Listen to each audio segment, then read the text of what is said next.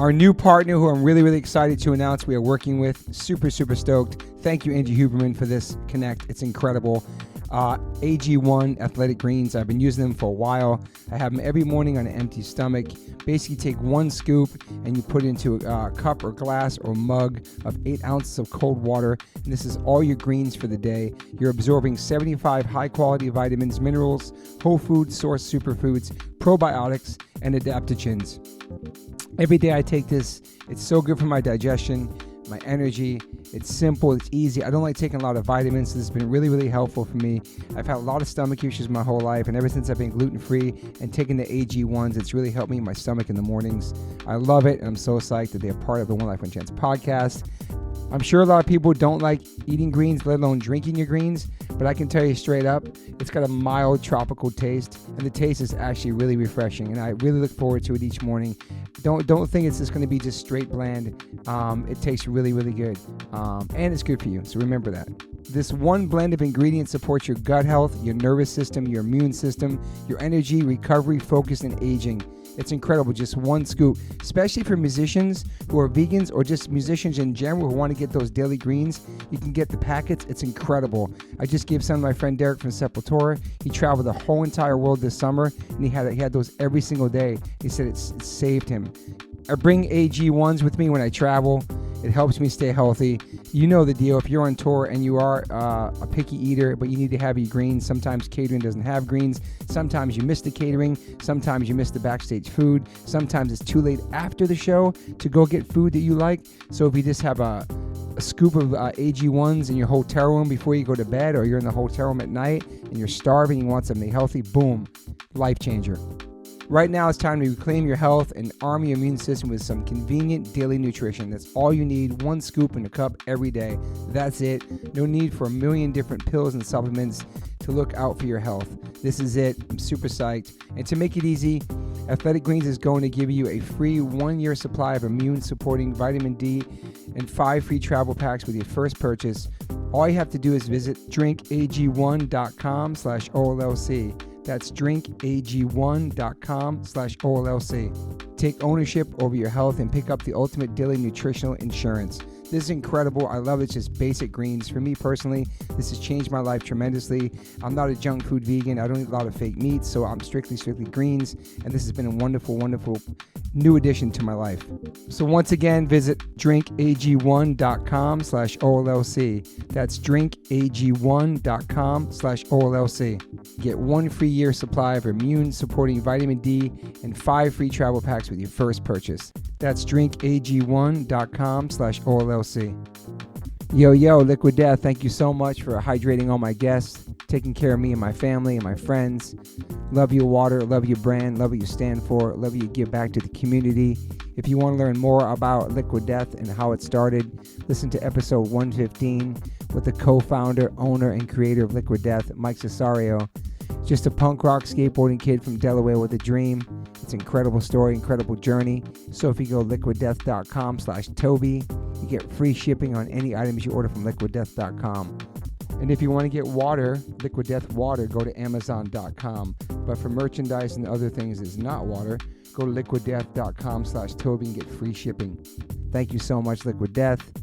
Death to plastic, murder your thirst, stay hydrated. You know H2O saves lives.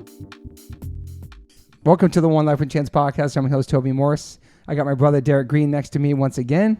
Hi. The listeners really love having you, and I love having you too, man. Really? Yeah. You're not just saying that? No, man. All right. You have such a gift. You're such a voice for radio. Maybe I'll come back. You got a face for radio. I've heard the joke. Ha ha! Hilarious. You're hilarious.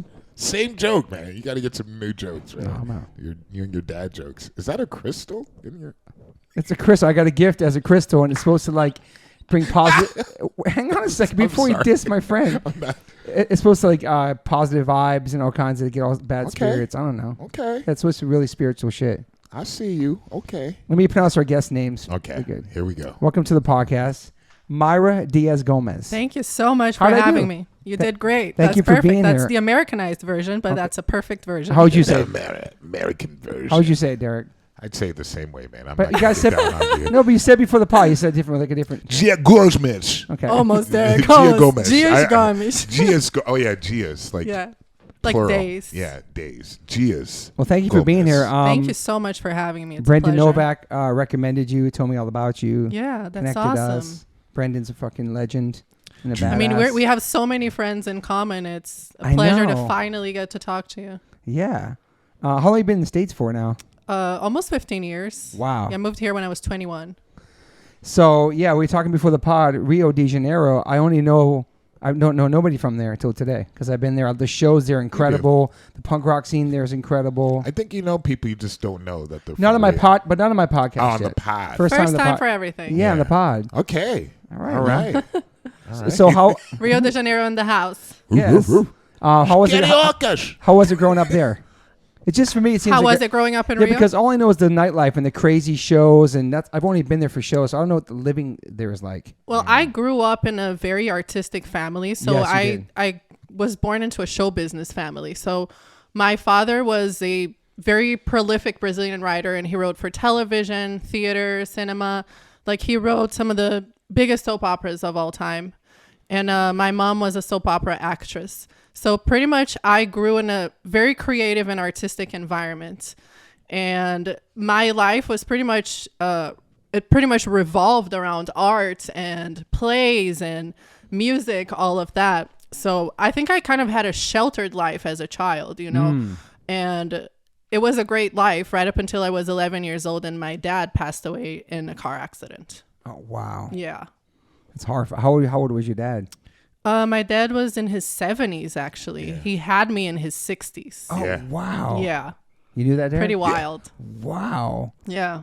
So your dad was around the 70s when he passed? Yeah. Because I wasn't sure at first, like this is years ago. I was like, oh yeah, I was checking out something that your dad had done. I was like, wait a minute, he was born 1922. Yeah. I was like, My dad went whoa. through everything. Right. Yeah. Yeah. So how many kids in the family? 5. Okay. Yeah. So how old was your dad when he had you?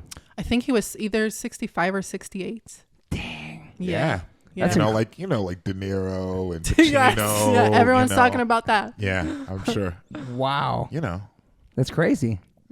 I know it's cool having a kid. I can't imagine having a kid like in my 60s. Why not? It's possible though, yeah. My dad was very happy about it, to have kids in his 60s, actually. He already had a marriage before, and we were kids from his second marriage. Okay. So he was much older and wiser, and he was established, you know, he was successful. So it was much easier to be a parent later in life when he was super established than earlier on when he was like running away from Brazilian dictatorship and having his art censored and all the crazy shit that happened in Brazilian history. Wow. So at that time, like he had a very peaceful life. So that worked out. And you went to like an American school? I did go to an American school of Rio de Janeiro. And how was that? Well, I mean, it was a great school. I'll say that. It's Yeah. one of the best schools in Brazil. Yeah. But it was also the type of school where everybody's expected to be the same, Okay. you know, or expected to follow a certain pattern. And I was really different. I was like the rock kid. I was the rebellious kid. So I felt very different from everybody in school. Yeah. And I got into rock and roll super young and got into drugs super young. So by the time I was 15 years old, I wanted to get the hell out of that school. Yeah. Yeah. When did you start trying drugs? How old were you? I was 14 when I started using drugs. Like heavy drugs or? Started with like weed, alcohol, then pretty much experimented with everything like LSD, ecstasy, prescription pills, aerosol deodorant, glue, crack, even heroin at some point. Holy shit. Was this the Like- people you were hanging out with at the time? No, it was all me, to be honest. I looked up to rock stars growing up. And my room was like the typical like 90s girl type of room with posters of rock stars on the walls. And I pretty much thought that's what was cool, you know, drug, sex, rock and roll. And I had some things happen to me in my early teenage years that made me feel like that's the life that I wanted, you know, because I grew up very insecure and dealing with like rejection in school. And so when I realized that drugs sort of like lowered my inhibitions and gave me confidence, I just loved drugs. And, you know, to be honest, like I remember even buying a book about drugs, and I'd be like, I did this one, I haven't done that one. And I wanted to do every drug in the book. And I started throwing like drug parties inside my house, in my apartment, in my room. I'd have like parties in my room, invite all the kids from school. So I was really the bad influence. Nobody influenced me. Holy shit. Yeah. Did it start affecting your like school grades and stuff? Oh, absolutely. Yeah, by the time I was 15 years old, I had no interest in school anymore. Like I have ADHD, so looking back at it now, I can see, you know, that I was really pretty much suffering with ADHD. But I couldn't pay attention in school. I had no interest, and I had some pretty traumatic stuff happen when I was 15 years old. And I just didn't want to be a part of it. Yeah. And you started writing like when you're like 8 years old, like journaling and stuff like that. Yeah, because I would look up to my dad, you know, and I'd watch him like creating these characters that would come to life on television. And writing was really normal to me. Like I thought everybody writes, and I just loved writing in my diary. So I would pretty much like narrate everything that was happening in my life since I was 8 years old up until I was like 15. Then I started writing online. But yeah, I started writing really young, and that was really natural to me. Like, what do? You write. Yeah, you know, it's almost normal. like therapeutic too for you just to talk about your life, right? You still have those diaries? I do. I have all of them. Wow. I can look back at like 5th grade, 6th grade. You ever done that? All the time. Holy shit. I often look back at it to see where certain traumas started, or, you know, to connect the dots. Interesting. Yeah. And like you did you wrote your first book when you were like 17? I was 16. 16? Yeah. So when I was 15 years old, I already had, you know, started using drugs and losing interest in school, and had these traumatic things happen to me. Wanted to get the fuck out of school. And I made myself get expelled from school. I was just like doing drugs in the school bathroom and not going to class or anything. And wow. Self-destruction. Yeah, absolutely. Because I wanted to be kicked out. And by the end of the year, I was kicked out. I was 15. I was in the 9th grade. And my mom was really angry at me, obviously, and they had invested all this money in my education. She's like, what are you going to do with your life? And I said, I'm going to write a best-selling book. Wow. You know, crazy idea. But because I grew up with these examples of like these crazy things being reality, to me, it wasn't a crazy idea. Yeah. And I told my mom, I'm going to write about everything that happened, like my dad dying, the depression that I'm going through, the sexual abuse I suffered in school, drug addiction. And that's what I'm going to do. And actually at that time, my mom was really supportive and said, yeah, go ahead, do that. And she helped me find a publishing company. I wrote the book in 6 months, and wow. I became a best-selling author by the time I was 19. Holy shit. Mm-hmm. That's incredible. Mm-hmm. And I read some stuff like it helps so many kids out there too going through the same things. And so like it was actually hugely successful. And I think a big part of that was because I'm really honest, you know, I'm really transparent, and I don't care. I will just say it. Yeah. And my writing is very much like that. It's very raw and very honest. And the kids my age, like they really related to that. You know, I talked about like being in the underground rock and roll scene in Rio and Sao Paulo, and all the drugs that I was trying, and the sort of abusive or codependent type of relationships that I was in at the time. And, you know, teenagers really related to it, and it became a best-selling book. So how does that change your life? Like, does it change it financially? Does it change, like, how's it changed? It changes my life completely. Everything. Because I go from being a teenager who is sitting around doing drugs and having no responsibility to overnight having responsibility and having a writing career. And, you know, I'd be going on like television shows, like talk shows and stuff. And, you know, the host of the show would be like, so what's your lesson to teenagers? And in my head, I'd be like, I don't know. I'm still on drugs. Yeah. I was just gonna ask, were you still using? Yeah, absolutely. 100%. But I was not acting like that on television. Mm-hmm. You know, but it changed my life because it kickstarted like my writing career. Yeah. And then I became a journalist when I was 19. I started writing for the largest newspaper in Brazil. Yep. And then from that point on, I just became like an entertainment journalist, a music journalist. Reporter, yeah. Music reporter. Wrote for a billion different outlets. So that became your career. And how soon did you sober up? I've been sober for 2 years and 7 months. Wow, So congratulations. I've been drinking till very recently. Wow, congratulations. So you had a whole career with just still maintaining your career and still doing Yeah, that. Wow. yeah. I think I was always functional. You Yeah, know? obviously, yeah. And I was able to sort of hide it too, because when I have to go to work or when I have a responsibility, I can make it to my responsibility. And it really was when I was by myself that I was, you know, facing all the feelings and drinking and all the stuff. Wow. So even like writing the books about it, was helpful though, a little bit? Yeah, absolutely. Yeah. Yeah, writing is definitely therapy for me. Wow. When you were writing, did you write about in your book about what was going on in your school? I did. Okay, and you really wanted to get away from that and get kicked out for that reason alone, or just not fitting in, or? Well, no, I was raped when I was 15 years old by a guy in my school. Okay, so was it a teacher or a student? It was a student. Okay. And that made me develop a lot of hatred for my environment and my school. It's horrible. And I was really blamed for it. It's like I have no problem talking about this, by the way. Yeah. Okay. I was really blamed for it because I was 15 years old, and like I said, like I had been really insecure and faced a lot of like rejection type feelings. And this was like the first guy that showed me lots of interest. But he was an older guy, he was a senior, and he had a girlfriend. So essentially I was having an affair with this guy. So when this really traumatic thing happened, like people that were close to me blamed me because they said, you knew what you were doing. You're going out with a guy who has a girlfriend. And the judgment was about the fact that I was going out with a guy that had a girlfriend. Not that he raped you. It's like, come on, man. Like I asked for it. Come on, man. You know, or some people thought that I was exaggerating or it didn't really happen like that. Like he was defended by a lot of people. It's horrible. And that's pretty much what created this hatred for my environment and the desire to leave school and fuck everything. Yeah. Did you tell your parents about it? Yeah. Yeah. And so, yes, I wrote about all of this in the book. And it was very controversial. Yeah.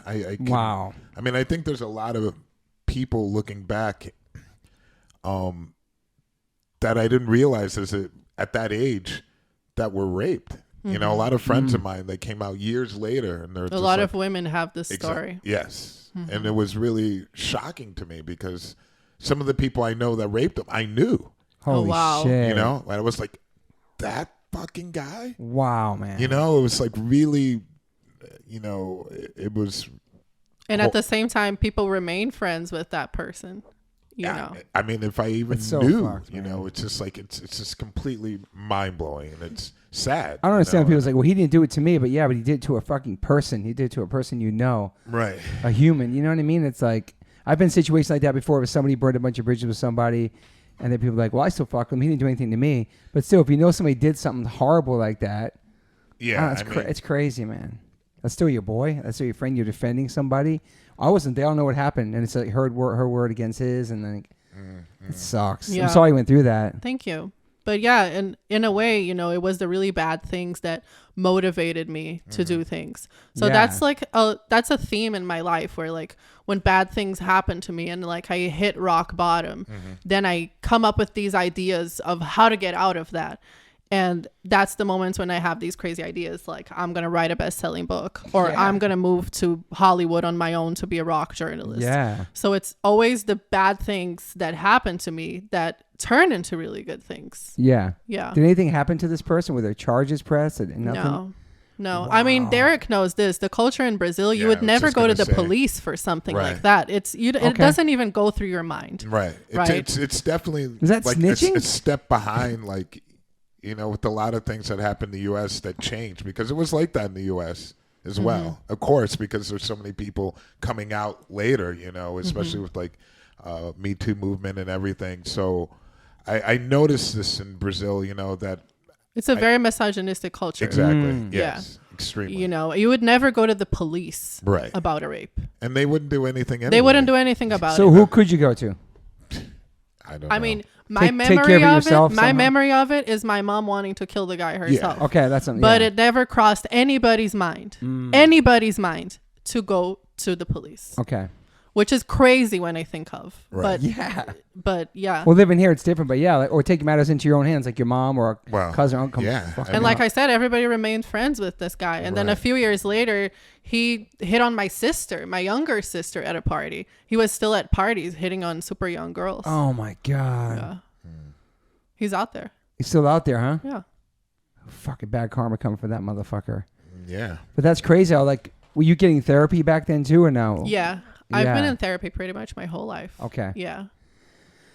Fuck. So Heavy stuff. Yeah. Yeah. So you just started writing books and yeah. recording So I published my first book. It was a bestseller. Then I started writing for the newspaper. Then I got a column on MTV, so I would review books on MTV News. That's cool. Yeah, I had my own like segment on MTV News, and I just started writing for several different magazines. Yeah.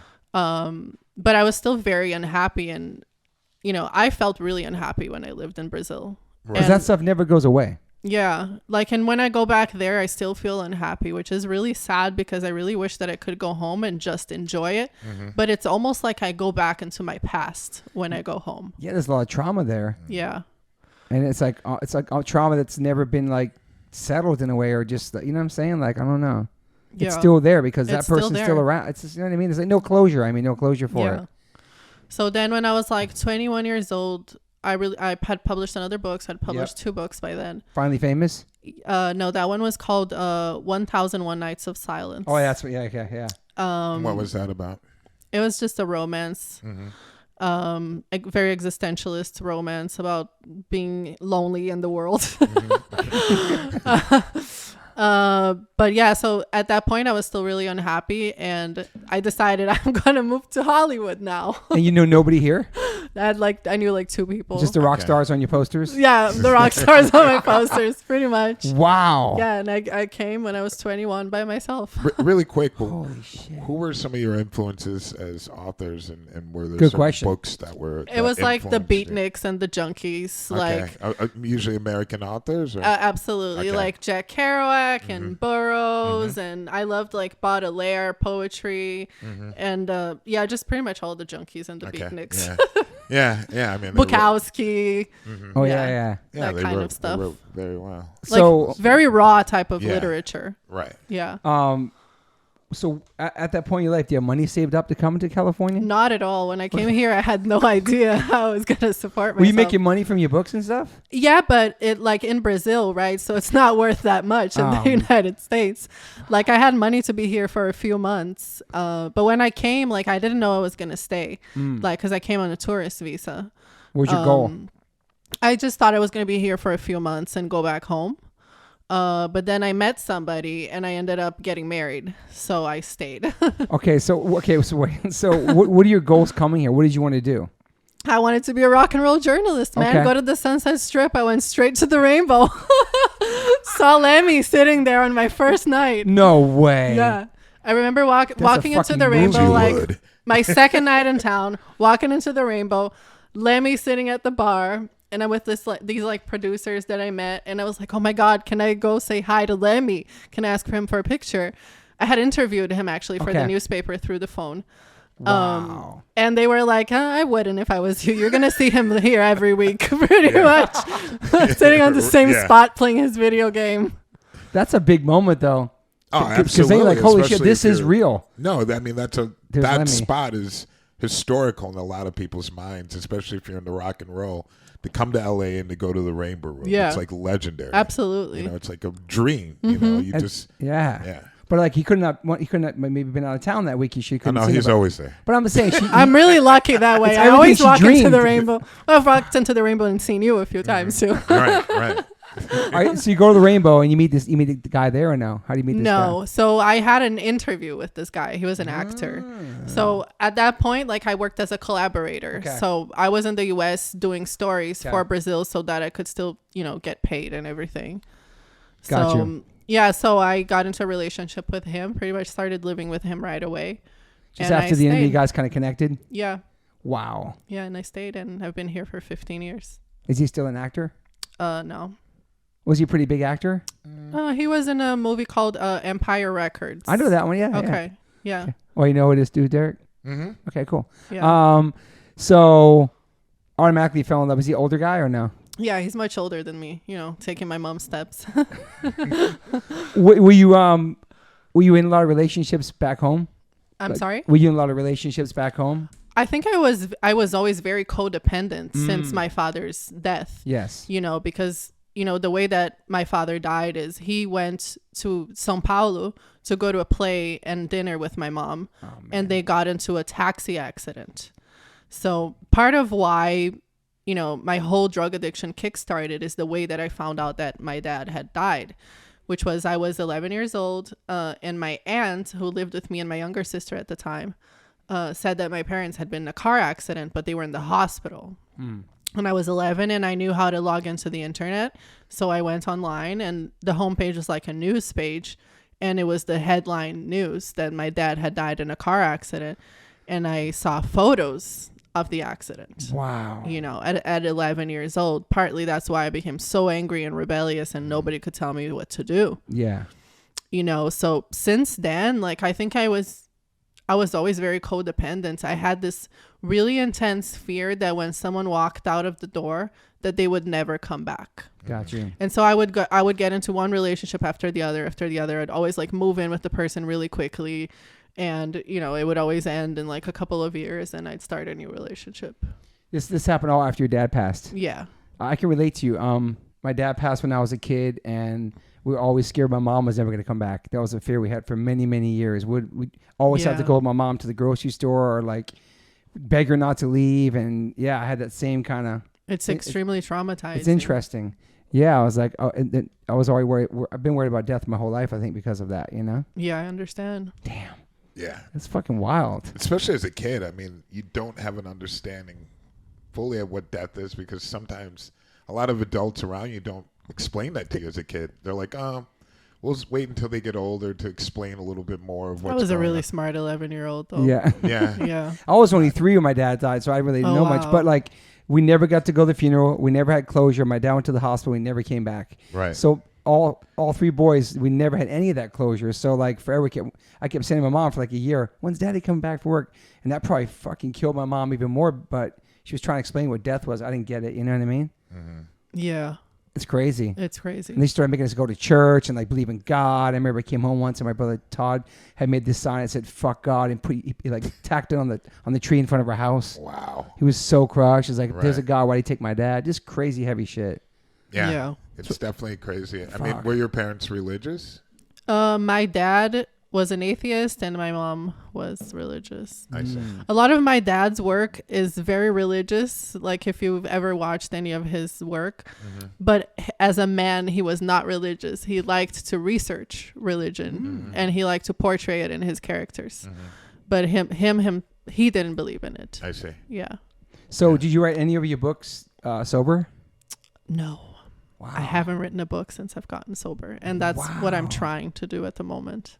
It's really challenging. It's going to be interesting. It's really challenging because I would write every book like with a bottle of wine, and I can't remember writing a book without a bottle of wine and some drugs. Did you have any close calls with like overdoses and stuff like that? No, I did not. My biggest problem, I think, was I had a lot of panic attacks. Okay. So I've suffered from panic attacks for years, which is also connected to my dad leaving and never coming home. And the panic attacks were always when I was by myself or when I was married. My ex-husband was a DJ in Hollywood, so he'd have to go to work at night pretty often. And lots of times when he went to work, I would get into these like really, really, really debilitating panic attacks because I'd be sure that he was not coming home. How old were you? This was through my entire life in LA pretty much until I got sober. I had these panic attacks. And that's the reason I think that I drank so much. Okay. Like I would drink to stop the panic attack, but the drinking would just make the panic attack worse. So the next panic attack would always be worse than the last one. Got you. Yeah. And were you modeling in Brazil or that happened more when you came here? I started modeling really young, but it's interesting because the reason it started was to promote my books. Okay. So when my first book came out, my publishing company was like, let's do this photo shoot, let's do that photo shoot. Then I actually did like a nude magazine when I was 22 years old.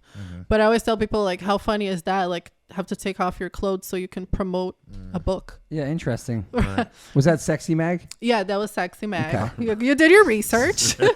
Sexy, yeah. But I mean, I've always loved it. How old were you when you did that? How old were you? 22. Okay, yeah. But like, I have no problem with that. Like, I love doing those shoots. Yeah. But yeah, it started really young, but the modeling was always a means of promotion for other stuff for me, because interesting enough, people have to look at like a hot photo to pay attention to something.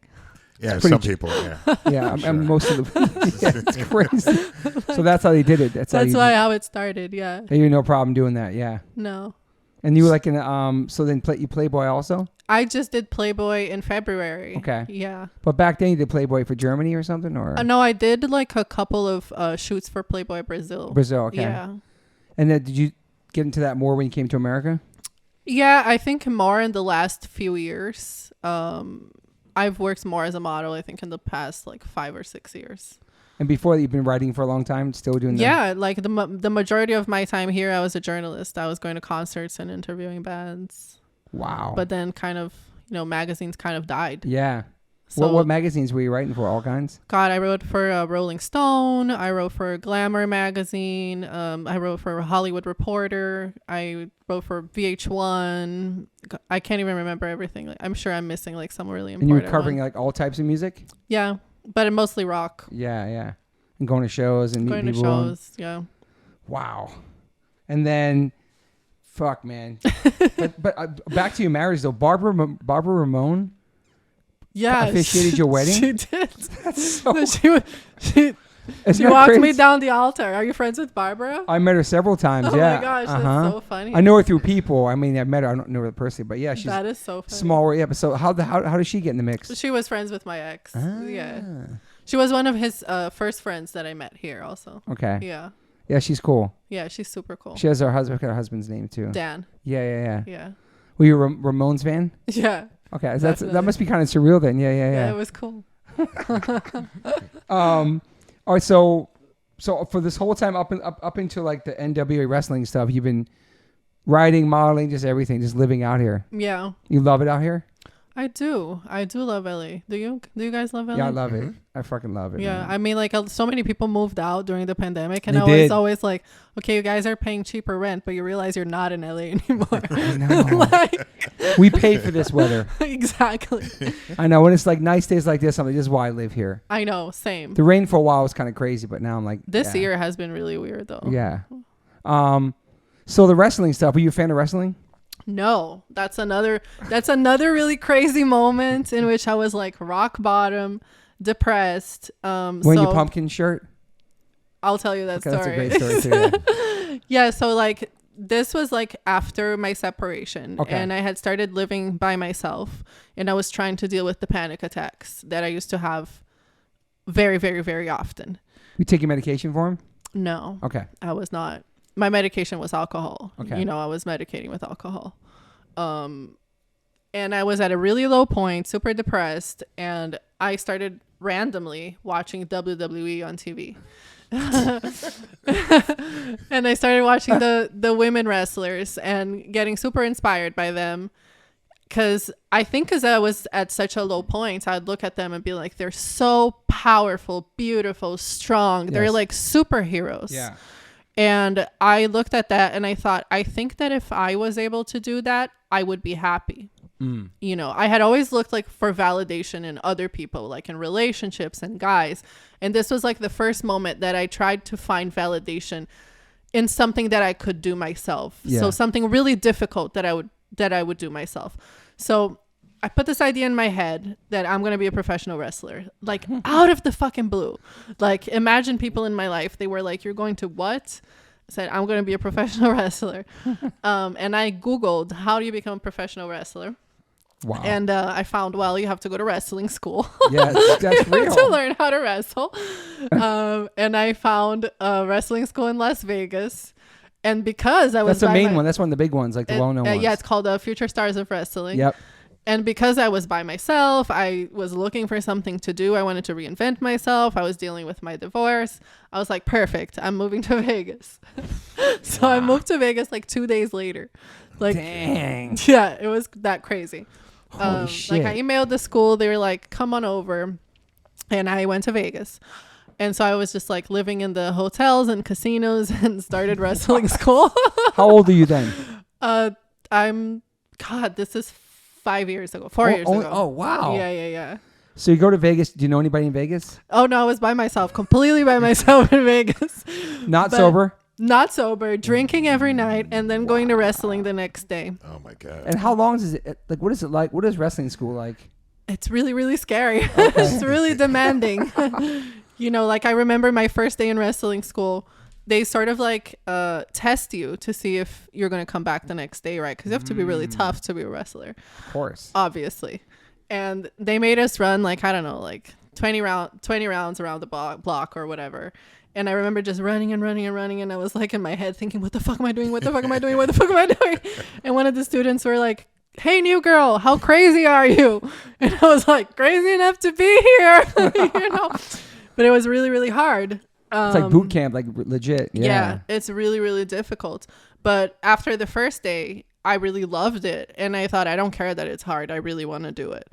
But the other funny thing is like, because I was trying to get used to being by myself, I didn't know how to be by myself. Yeah. Vegas really helped me, which is really crazy. But being in a city where there's like noise and people and lights and things going on around me, even if I was by myself, I didn't feel by myself. True. So it really helped me actually to be in Vegas alone for that time. Yeah. And how long did the courses take? Like how long did you have to stay So in I school? was there for like 6 months. But every week was like a real big hustle, because I'd have to move from like hotel to hotel because the prices change so much in Vegas. You know how it is. Are you still writing for people too? Like surviving that way? No.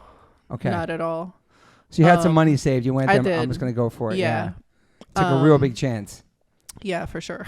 You bet on yourself. I always do that. Yeah. That's my specialty. So 6 months? Damn. Yeah, so 6 months. But like I said, like I was drinking the whole time. And then eventually I came home. I was like, I can't do this anymore. Like I'm over Vegas. Like I can't be here anymore. Mm-hmm. And like summer comes and it starts getting really hot, and Brutal. You're in wrestling school in the summer and you want to kill yourself because it's so freaking hot. Do you finish your courses though? You finish it? You so graduate? there is not really an ending to wrestling school. Like Okay. you're in wrestling school pretty much until you get signed. But a lot of people will continue training throughout their Did you need entire a manager, career. or does the school look for you? Not really. Then you become an indie wrestler and you start, looking your for different indie shows to hire you. Okay. But yeah, so like I came back home and I thought pretty much like, yeah, everybody was right. Like I'm not going to be a professional wrestler. Like, what am I thinking? You have people telling you that?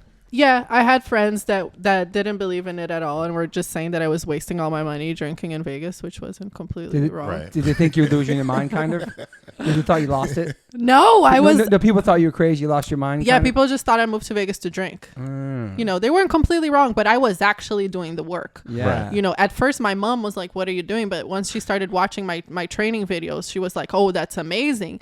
Damn. Maybe you'll fall in love with the sport and this is what's going to finally help you. And it was really what happened. I really, really loved wrestling because it was so difficult. Yeah. So I came home. I'm sort of like defeated. Like I'm not gonna be a professional wrestler. And that's when the crazy thing happens, where Billy Corgan follows me on Instagram all of a sudden, and I had been in a Smashing Pumpkins music video. Okay. And I think it was like the anniversary of the music video or something like Wow. that. And we were tagged in something of that sort. An older song or? It's Silvery Sometimes. Okay. So he came to my page and my bio said Future Star of Wrestling, because that was the name of the school. And I was wearing a Smashing Pumpkins shirt in front of the school the day he came to my page. Jeez. So he messaged me and was like, hey, Mayra, are you wrestling? Like out of the blue, like Billy Corgan. He's the owner of the National Wrestling Alliance, which is the oldest wrestling company in the world. And I said, no, I'm not yet. Like I'm still in school. I haven't had my first match yet. And he's like, okay, let's talk more about it. Maybe you can come and join the NWA. You can start as a manager. or you can work yourself up. We can see what we can do for you. Amazing. Wow. And then I was hired. Wow. Just like that. Yeah. And then 6 months after starting this crazy dream of professional wrestling, here I am working for the National Wrestling Alliance. Bro. That's insane. That's so, like I mean, yeah. It was destiny. It's just moments, man. In your life. And like Billy is such a mentor for me. Like he has helped change my life in so many ways by giving me that opportunity. And he knows that because I talk about him in every single interview. Yeah, you're a massive fan of Smashing Pumpkins, obviously. Totally. But even more of Billy as a person. Then you get to know the person. Yeah. And like people don't know, but like Billy is totally hands-on with the company. So like he has creative control of everything. Like he writes it, he produces it. Like he's on set with us. Wow. The whole time. Like he is like Dana White of wrestling. For a moment, did you think, is this real? Like I'm talking to this guy and this really happened? No, I knew it was the Clark.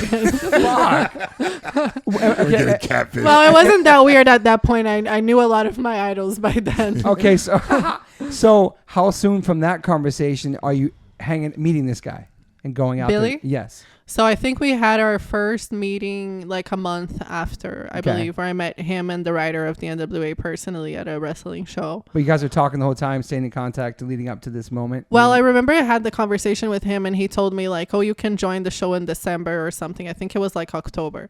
And from October to December, I was like, is this really going to happen? Mm-hmm. You know, it seemed so surreal that it was really going to happen. And I remember messaging him and being like, are you still considering bringing me into the show? And he's like, yeah, I told you. You know. So I met him. We had the first meeting, and then I joined the NWA.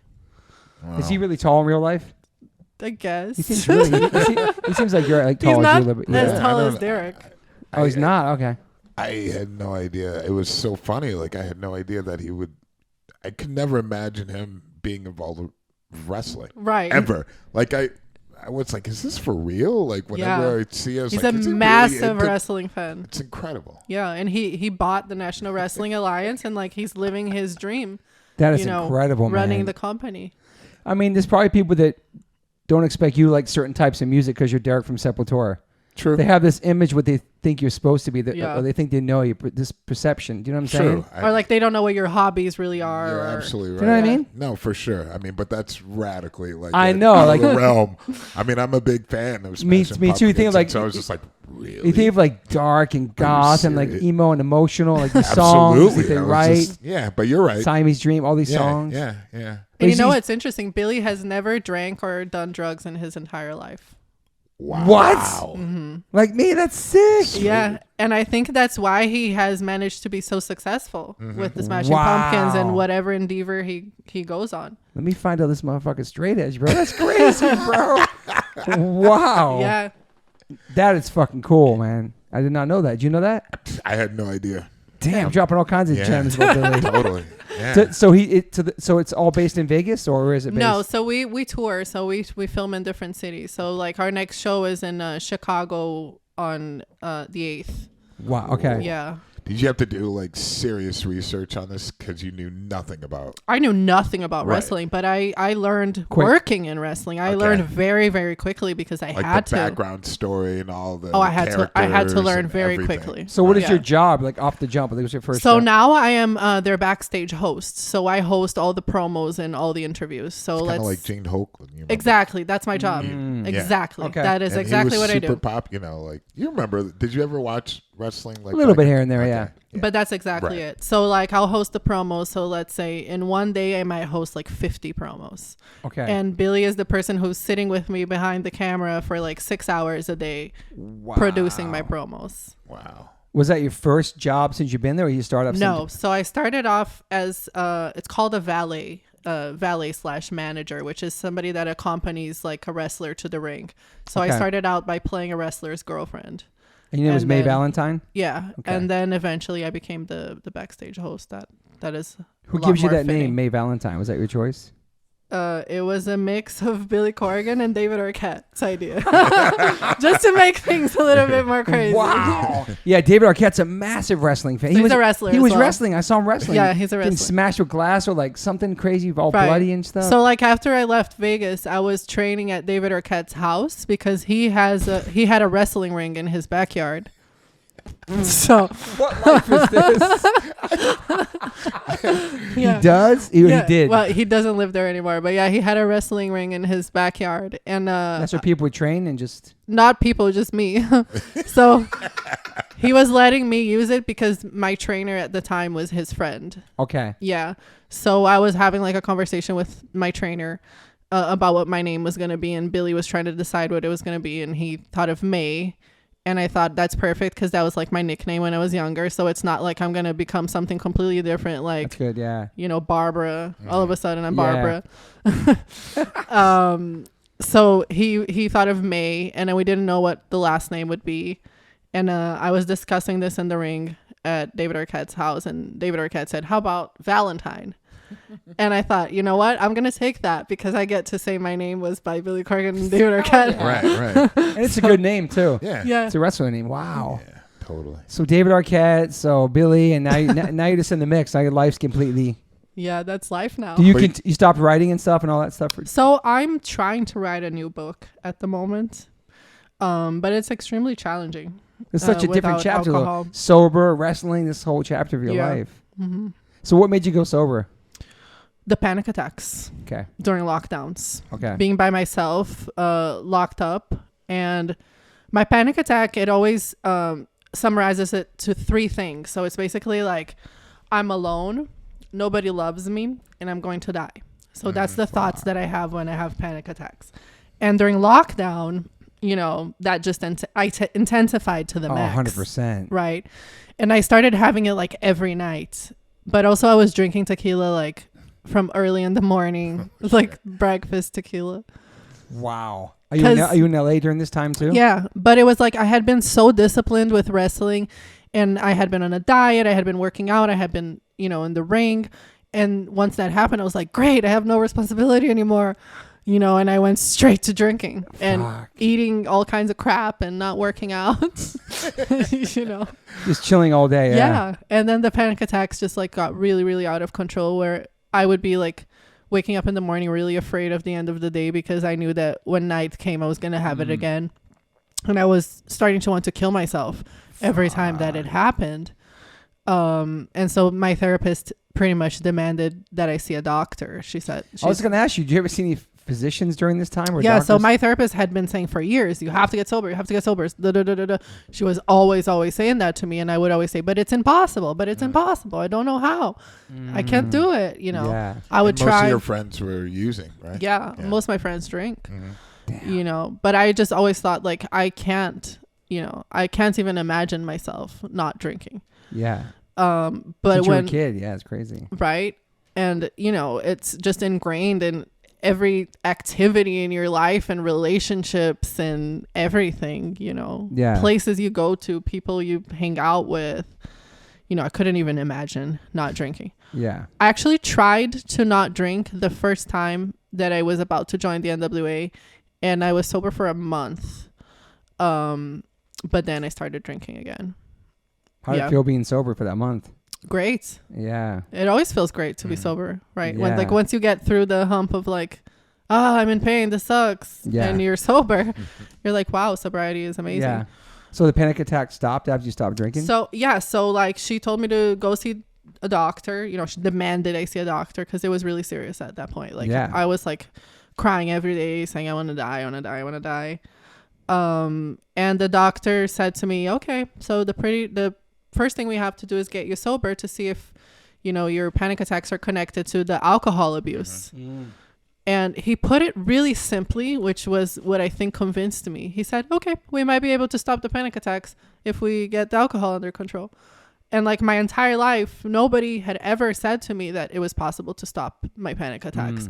I thought that I'm going to live my whole life with these panic attacks. And I can't describe enough how awful they felt. They're terrifying. I can't imagine. Terrifying. I used to have panic attacks as a kid, but I didn't know what they were called really. It just started coming about, like the whole idea of like people having these type of attacks and people talking about it in the media and stuff. Shortness of breath and stuff like that. And yeah, I mean, I had it where what triggered mine was this feeling of death, and it would just be harsh. Like it would just come about.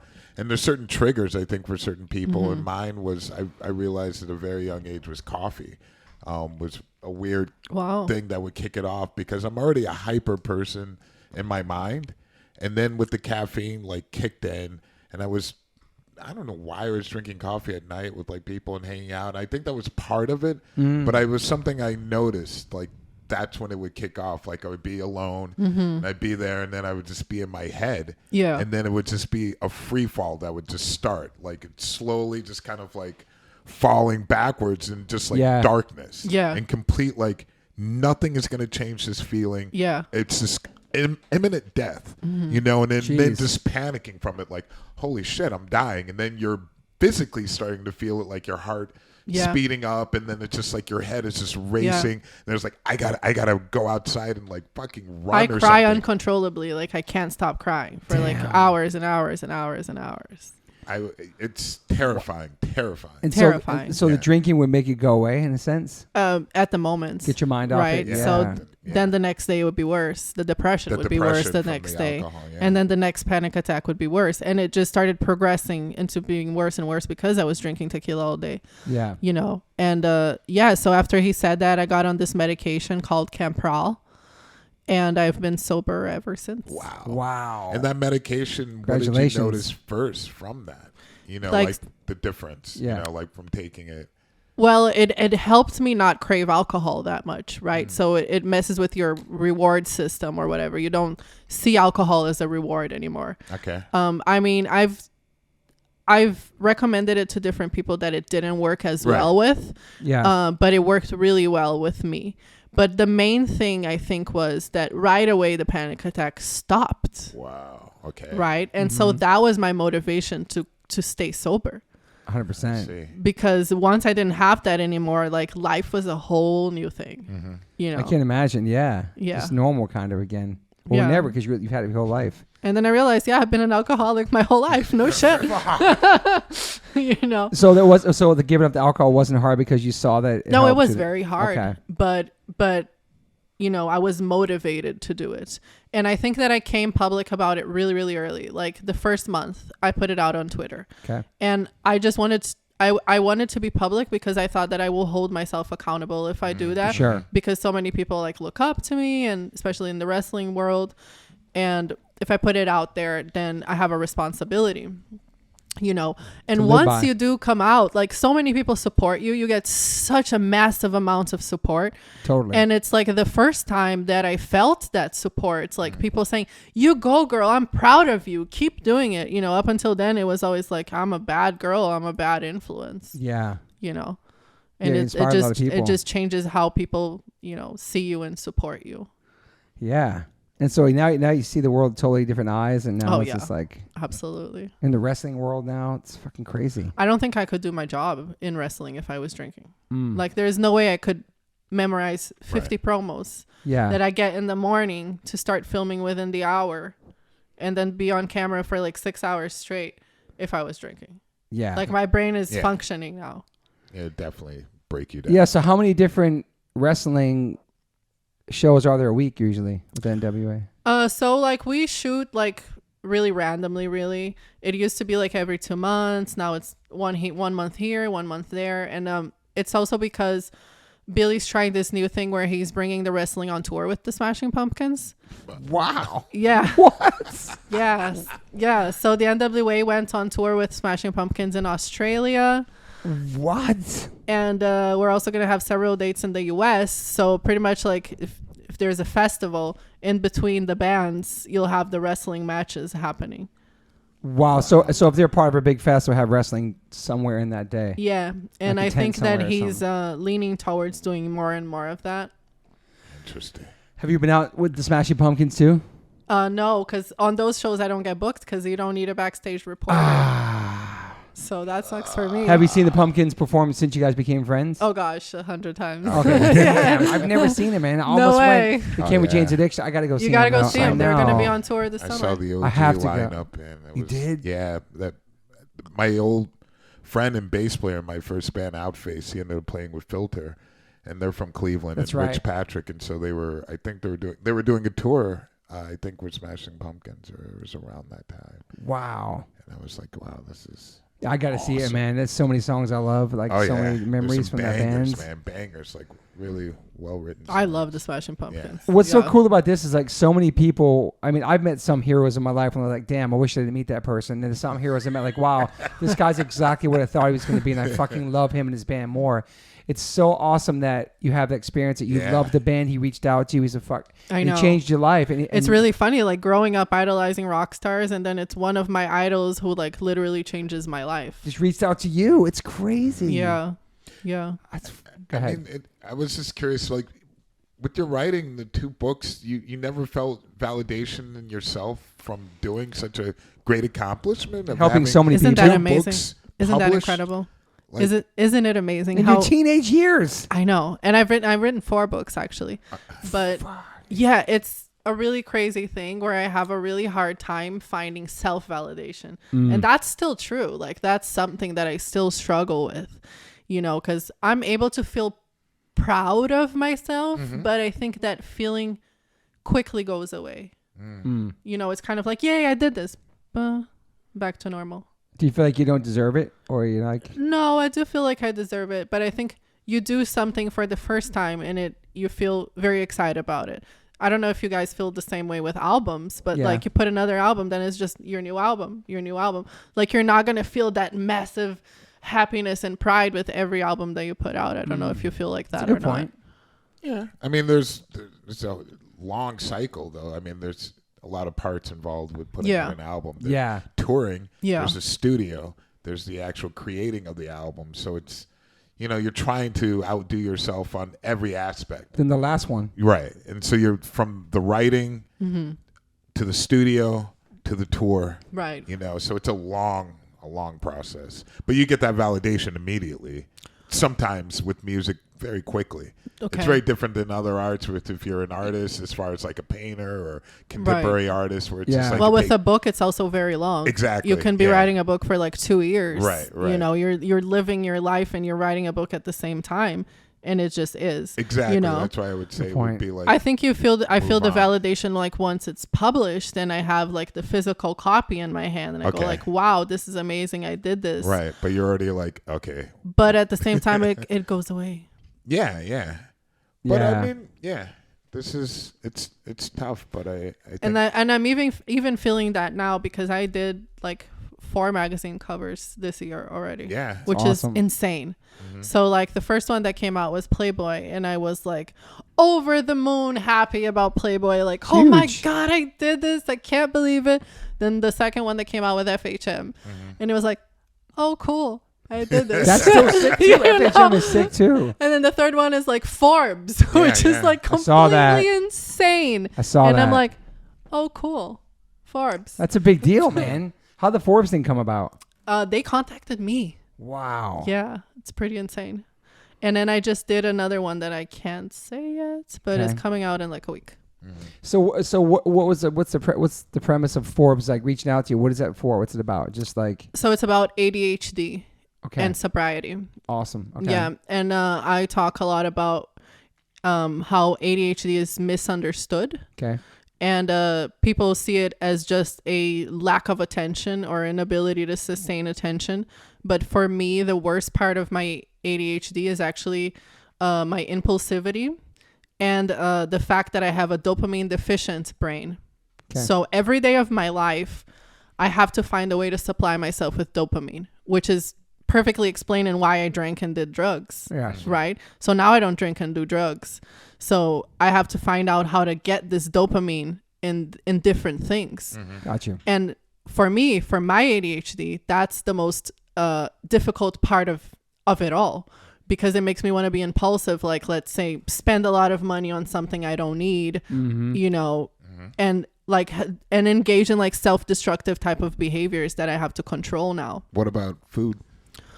Food is one of them too. Like right now I'm on a diet, but there are days where I just want to say, fuck it. I want to eat McDonald's and I want to eat 25 hamburgers today. Yeah. Right.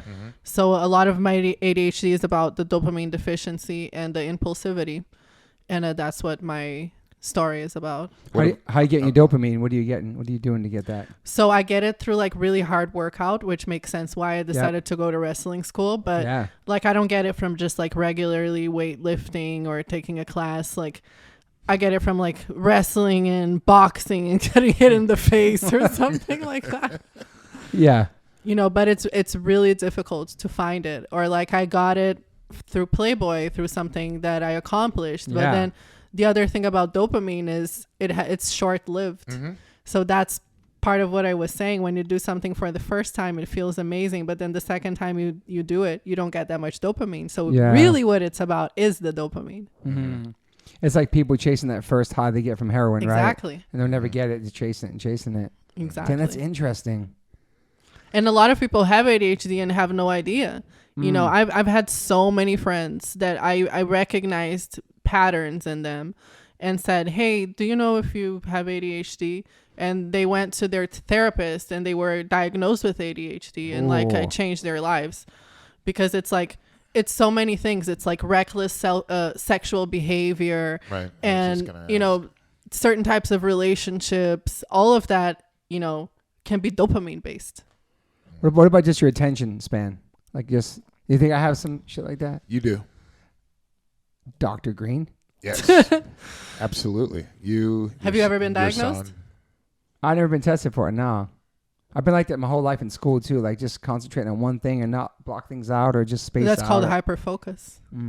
So some people say that if you have ADHD, you also have superpowers because you're able to hyperfocus. So like I'm an example of that. Like I'll hyperfocus and write a best-selling book, or I'll hyperfocus and learn a new sport, you know, but I can't necessarily like pay attention for long periods of time to something I'm not interested in. Same. Okay. Yeah. Okay. Yeah. Yeah. There's a lot of people that have it and they've been able to do many accomplishments because of that hyper focus. And then what's like the testing on that? I heard it's like 9 hours or like what is like, how do you get tested for that? I'm not sure about that. Yeah. How they works like I'm not sure. Reading, writing, what kind of brain stuff they do. I'd be curious, you know. And then do you have to be on medication for that? Yeah. But I mean, not everyone's the same, right? Or absolutely not everyone's the same at all. So like that's what I'm saying. For me, the attention is bad, but it's not the worst part of it. Yeah, it's more the impulsivity and the constant search for dopamine. That high. Because like for example, when dopamine drops, right? Like so, let's say you go through like a heartbreak or a disappointment, a disagreement, you have a fight with somebody, whatever, and your dopamine drops. Then you're suddenly in that sort of like depression state again. Yeah. And you need to find a way of getting the dopamine back up, right? Yeah. So when I was younger, I thought that I had depression and I was diagnosed with depression, but it really wasn't depression. It was these like lows, dopamine lows, because they don't last, right? So they can be really low, but then I'll go out and do something to get it and I'm fine. Interesting. So it wasn't depression. That's how your friends are like, I don't know if it's the same thing, but when they do cocaine, the next day they crash really, really hard. Right. Right. And they get really depressed and dark. Well, yeah, your dopamine drops after cocaine for sure. But I've seen friends like night and day from that, you know? Definitely. Especially that, cocaine, alcohol, 100%. You know, any of those things are just like draining. Do those pills... And then you do it again. Yeah. You know? You think those pills for that stuff changes your personality? Changes how... So you're taking for that medication for that? Yeah, I take a medication called Strattera. Yeah. How long have you been on that for? I'm not on it right now, but I was on it for like a year. And you noticed... I want to get back on it though. Okay. Yeah. And what is it that you notice like when you're taking it? Like, I'm just really able to focus and accomplish lots of different things, and I'm not as emotionally affected about when something happens. So if I have a disagreement or a heartbreak or a disappointment, whatever, I don't drop that low.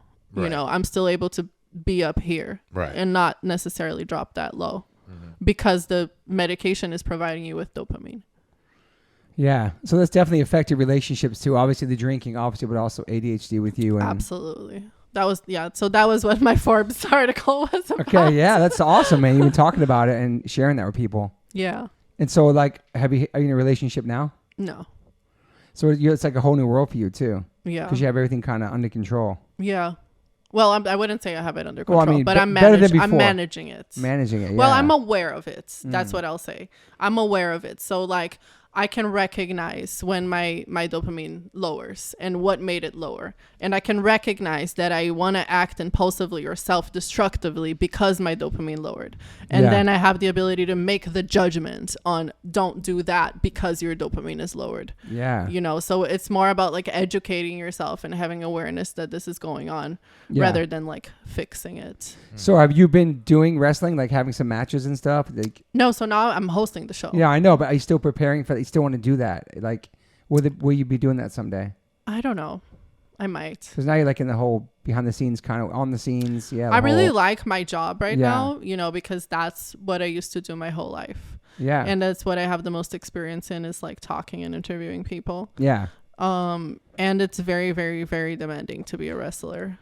Yeah. Did you host like an all women's NWA thing too? Yeah, like I did. First one ever? Yes, it was called Empower. That's awesome. Yeah.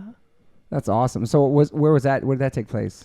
Was it just on TV or was it? It was, it was in St. Louis, I believe. Okay. God, we've been to so many places I don't remember. That's the first. You know how that is. Crazy, weird cities. I'm like, what? Right? It's like, why are you there? Like sometimes you cannot remember what city you were in. Some of my favorite boxing matches are the prelims or UFC fights when it's women, and then also the wrestling too. Women, they're always like they go so hard. It seems the ones I watch. Yeah, it's terrifying. You know what I'm saying? Especially the UFC girls too. It's like gnarly. It's some of the harder fights than the men fights. When I was bouncing, that was the scariest fights. Were like girl fights that would happen like in the bar and stuff. I was like, oh. And then everyone's like, you go there, you go there. It's just like, but they go hard. It's terrifying, you know, because it wouldn't happen that often. But if it was happening, it was something like very serious. Yeah. It's crazy. It's the first all women's wrestling thing too. It's not. It took a long time for that. That was a really, really great show. Yeah, you think women are just... Well, women had to fight for their place in wrestling. Literally. You know, quite literally. Yeah. Yeah.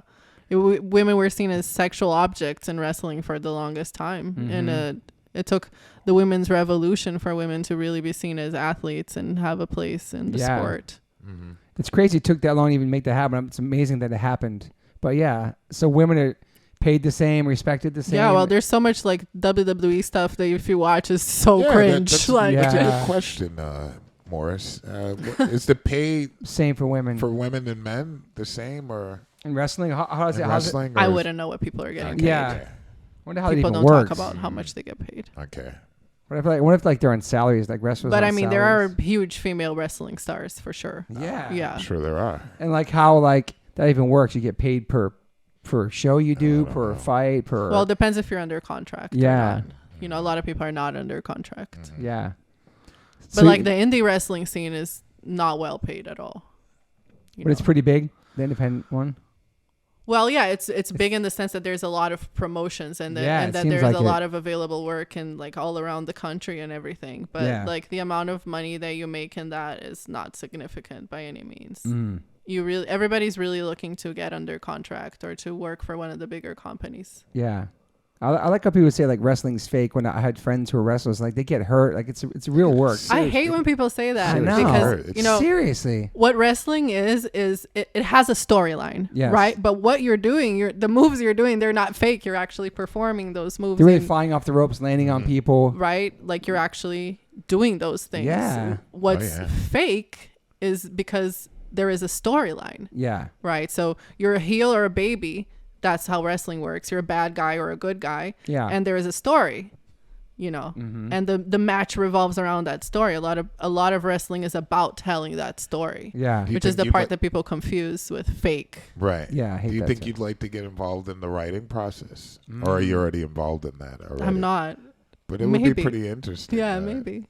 Yeah, I can see you doing that too. When I'm older. Yeah, you think Billy Corgan's ever wrestled? No, he has not. That'd be kind of sick to see him in there too. Oh my God, he has not that wrestled. would be very bizarre. And David Arquette's retired from that life. I'm not sure if David's still wrestling. He was going might hard, still man. be Have you seen his documentary? What's it called?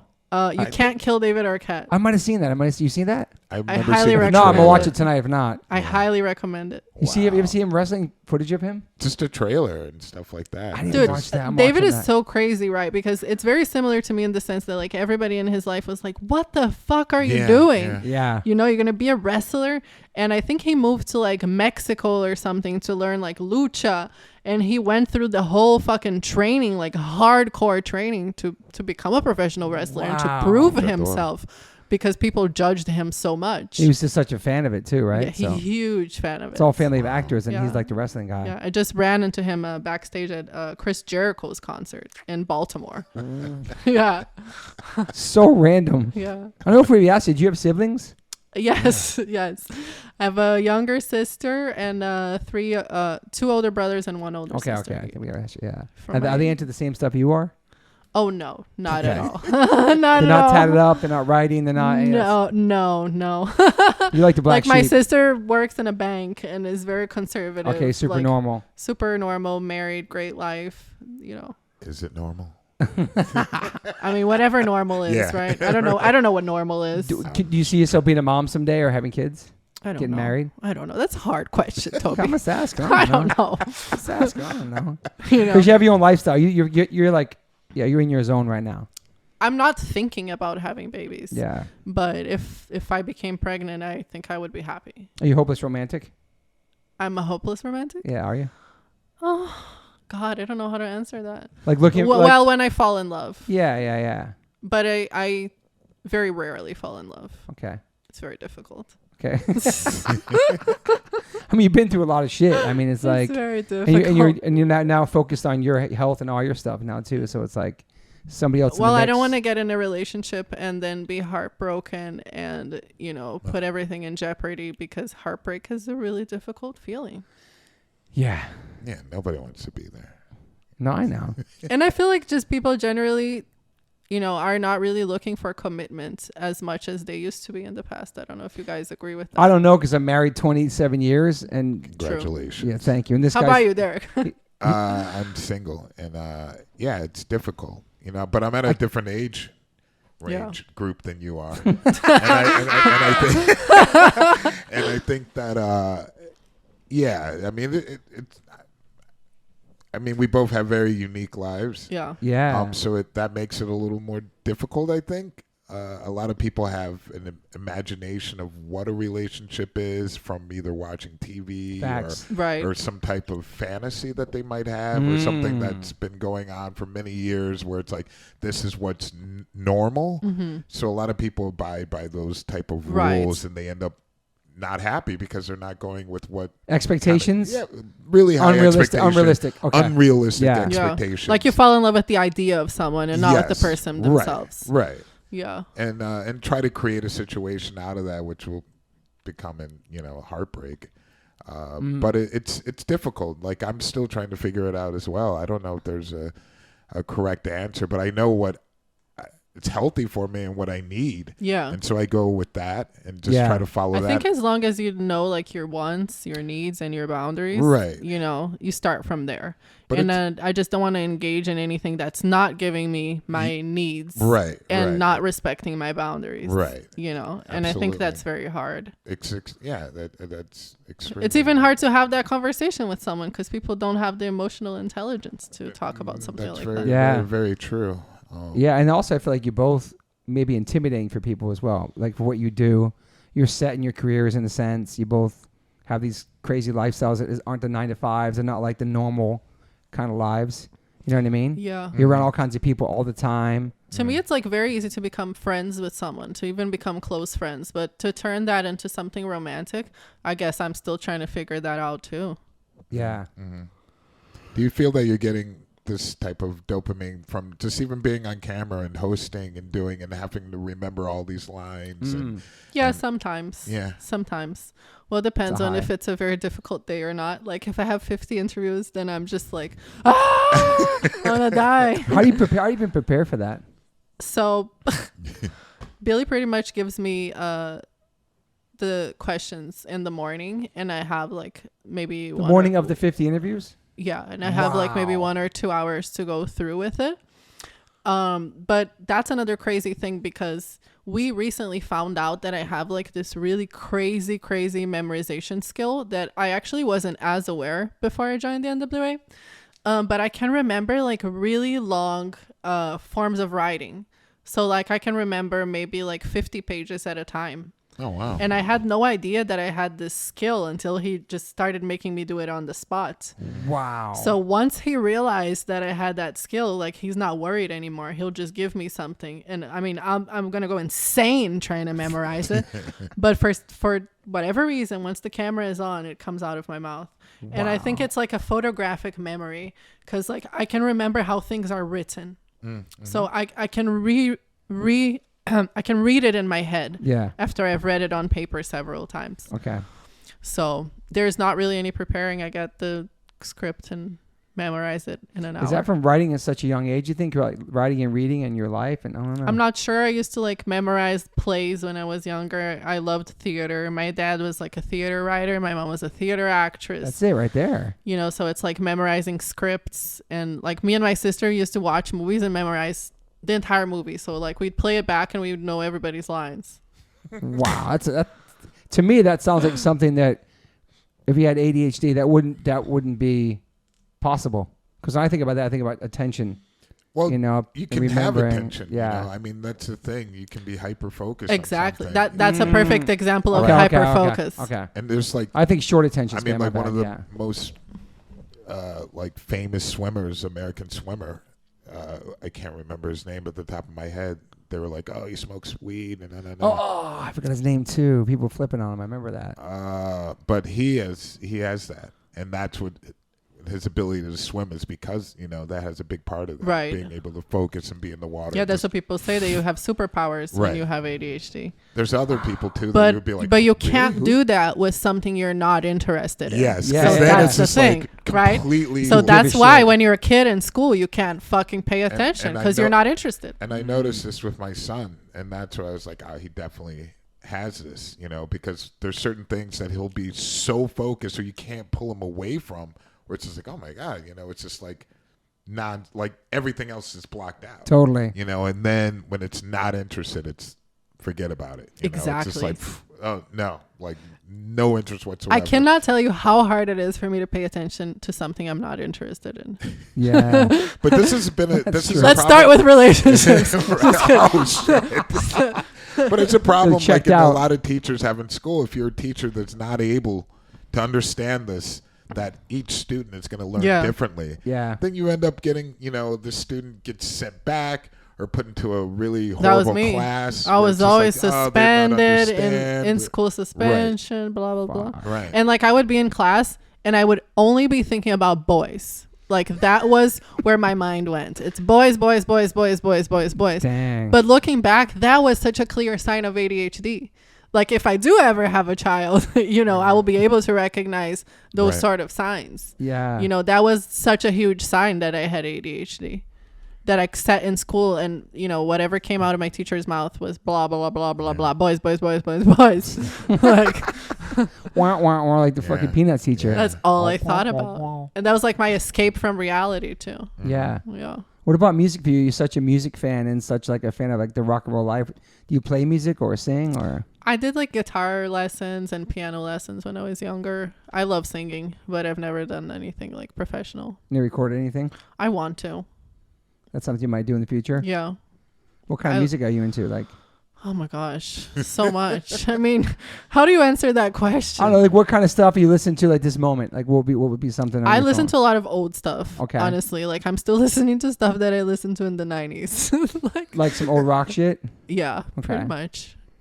Like besides Smashing Pumpkins, what do you got? God, I mean, I grew up loving Marilyn Manson was my favorite artist. Okay. I loved like Papa Roach was one of my favorite bands growing up. Jacoby. Love Jacoby as well. He's awesome. And like I loved like Motley Crue, Guns N' Roses. LA shit. And then I had the New York Dolls, glam rock, Hanoi Rocks. Henry Rocks, yeah. I had so many different phases. Or like super punk, then glam, then emo, then this and that. like all the different genres, pretty much. Sepultura. Yeah, I heard about them. Were you going to shows out there or more in America? Like, were we too young to go to shows? Oh my back gosh, then? no. Like I started going to shows when I was 11. Wow. And because my mom was an actress on TV, I'd be like, Mom, can you please help me get backstage? She had the juice. Right? So like when I was 11 years old, I was backstage with bands. Wow. Like I met the Offspring when I was 11. Yeah. Like I was always backstage with the bands when I was a kid. Wow. Yeah. Soaking it all in and stuff. Yeah. Yeah. And that's why I wanted to be a music writer. Right. Yeah. I wanted to be able like to have conversations with the artists. Yeah. Yeah. And this next book that you're going to do a book, right? For sure. Okay. I mean, whenever the attention Right. fixates. You feel like you have writer's block right now because you're sober and other things? I haven't figured out exactly my structure of writing sober. Do you know what you want to write about? Yeah, I want to write about this chapter in my life. Okay. Because my first book was like about drug, sex, rock and roll, which is my bestseller. And I want to write the book of where the character is now. You know, she lives in Hollywood and she's sober and what happened. So when you're writing the story, it's going to, you change the name. There's a character and it's you, but you change the name, or how does it work? Yeah, the character's name was Satine. Okay. Yeah. Well, I did it that way because I was really afraid of exposing myself. Like I told you guys, like all this stuff about people in school, and there were like the nightclubs that would like let underage kids come in. There were so many things that like were really controversial about what I wrote. So it was just like more of a fear of being Snitching on sued, people. Yeah. being judged. So you're going to stick with that character name? Or? Yeah, but I like writing in third person. I see. Yeah. Okay. Because it gives you like some sort of freedom. Right. Like everything doesn't have to be like perfectly literal. Right. You know, you have a leeway to make things up and, you know, embellish and. Yeah. What's the percentage when they say like in movies, like these are based on true events? Yeah, like, exactly. It's like a small percentage of what that really means in movies, like how much of it is really true or not, right? Yeah, unless it's like autobiographical, then, you know, probably they changed everything. Yeah, would you do that? Like autobiography about yourself? I think that's something from when you're older. I feel like you should have a autobiography after you're like, after 50, after 60. Agree. Yeah, I guess that's true. You're going to write a book, you think, someday about yourself? Yeah. Your story? You are? Maybe at 60? I don't know what age. Yeah. I would do that too. Already been started, but but a lot happened. But what? You have no attention span? No. The age. I think there's still so much more. Yeah, of your life to live. Yeah. And also journals. It's great to look back when you're talking about that because I'd have to dig those out because I had some crazy journals from back in the day. You still have them? You have them? Yeah, I have them somewhere. That's amazing that you have them. Yeah, and it's funny to read back at stuff that you write because it's like another from person. How young were you? I was definitely 18, 19. I just got out of high school. Nice. Crazy. And I was really into Henry Rollins, and he was doing a lot of spoken word. Oh, yeah. And what would you write about? About everyone around me and just like how difficult it was to be in the band and to try to make that band happen and all the people not understanding that. That's great. That I'm around. That's cool. That's so cool that you still have that. Oh yeah, definitely. And just write about every just like encounter with just. Were you talking shit about people all the time? Me too. You got names in there. Your names in your journals. Like so and so is a bitch. Yeah, it was just like, oh my god, just going off.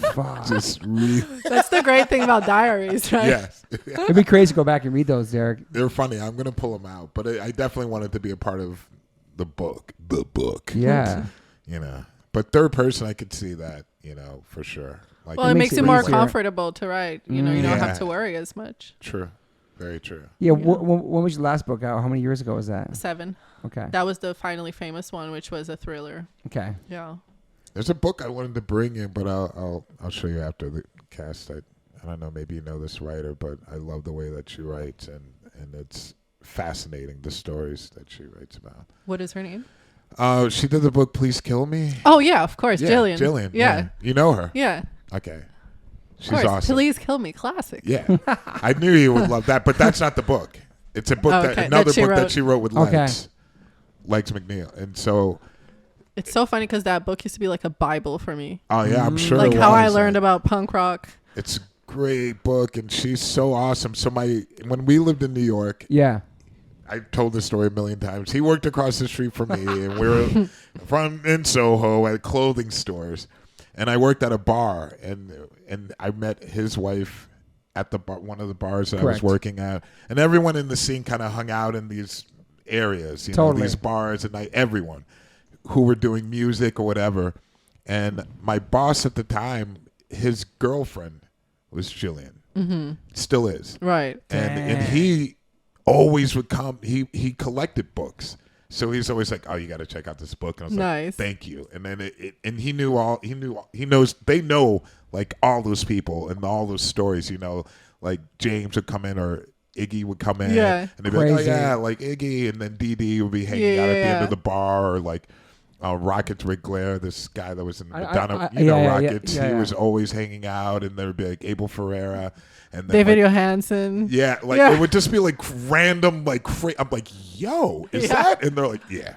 And then, but anyway, my boss, he was so cool. He'd always gift me like these amazing books that he would just have like such a knowledge about great authors and great stories. And but I love them. They're still my friends. That's amazing. And she's still an incredible writer. And there was a book that she wrote, and I was like, this book is fucking insane. Nice. I'm going to check it out for sure. Yeah. Are you still reading a lot too? Yeah. I mean, not as much as I used to, but I actually just finished reading Brandon's book. Oh, really? Yeah, oh, Streets nice. of Baltimore. It's so amazing. Okay. Have you read it? No, I have not. I loved it so much. I told him I feel like it's one of like the Beatnik Junkie classics. Wow. Like it's really, really good. He's awesome with words and just everything. Yeah, I love it so much. How'd you guys meet? I think it was through a sobriety post, actually. Okay. Yeah. And then we connected through that. Yeah, are you in the program too or no? No, I'm not. Isn't that weird? It's pretty cool though. I mean, some people choose not to be. It's funny because like this whole time I've always thought like, am I going to be welcomed by the sobriety community? Because I didn't go through the program. You know, I always had this sort of like guilt about it. But I think that I am more ready to be a part of it now. Like I started doing speaking engagements. Awesome. Actually, Brandon was the person who encouraged me to start doing that. And the first time that I spoke was actually at his sober house. Okay. And then since I did that, then I've done several other speaking engagements. And tomorrow, actually, I'm speaking at Mia St. John's fundraiser. Mia St. John is a 5-time female boxing champion. Oh, wow. That's awesome. She has a fundraiser tomorrow. She asked me to be the speaker. That's cool. So, yeah, because Brandon encouraged me so much to start talking, then I've been kind of able to do all this stuff now. Yeah, you like talking? You like being a public speaker? I do, actually. Yeah. I think, I get dopamine from this. That's what I was going to say. There you go. Yeah, yes. that's what I was So gonna I'm say. getting it right now. That's sick. Yeah. Okay. So you're not nervous?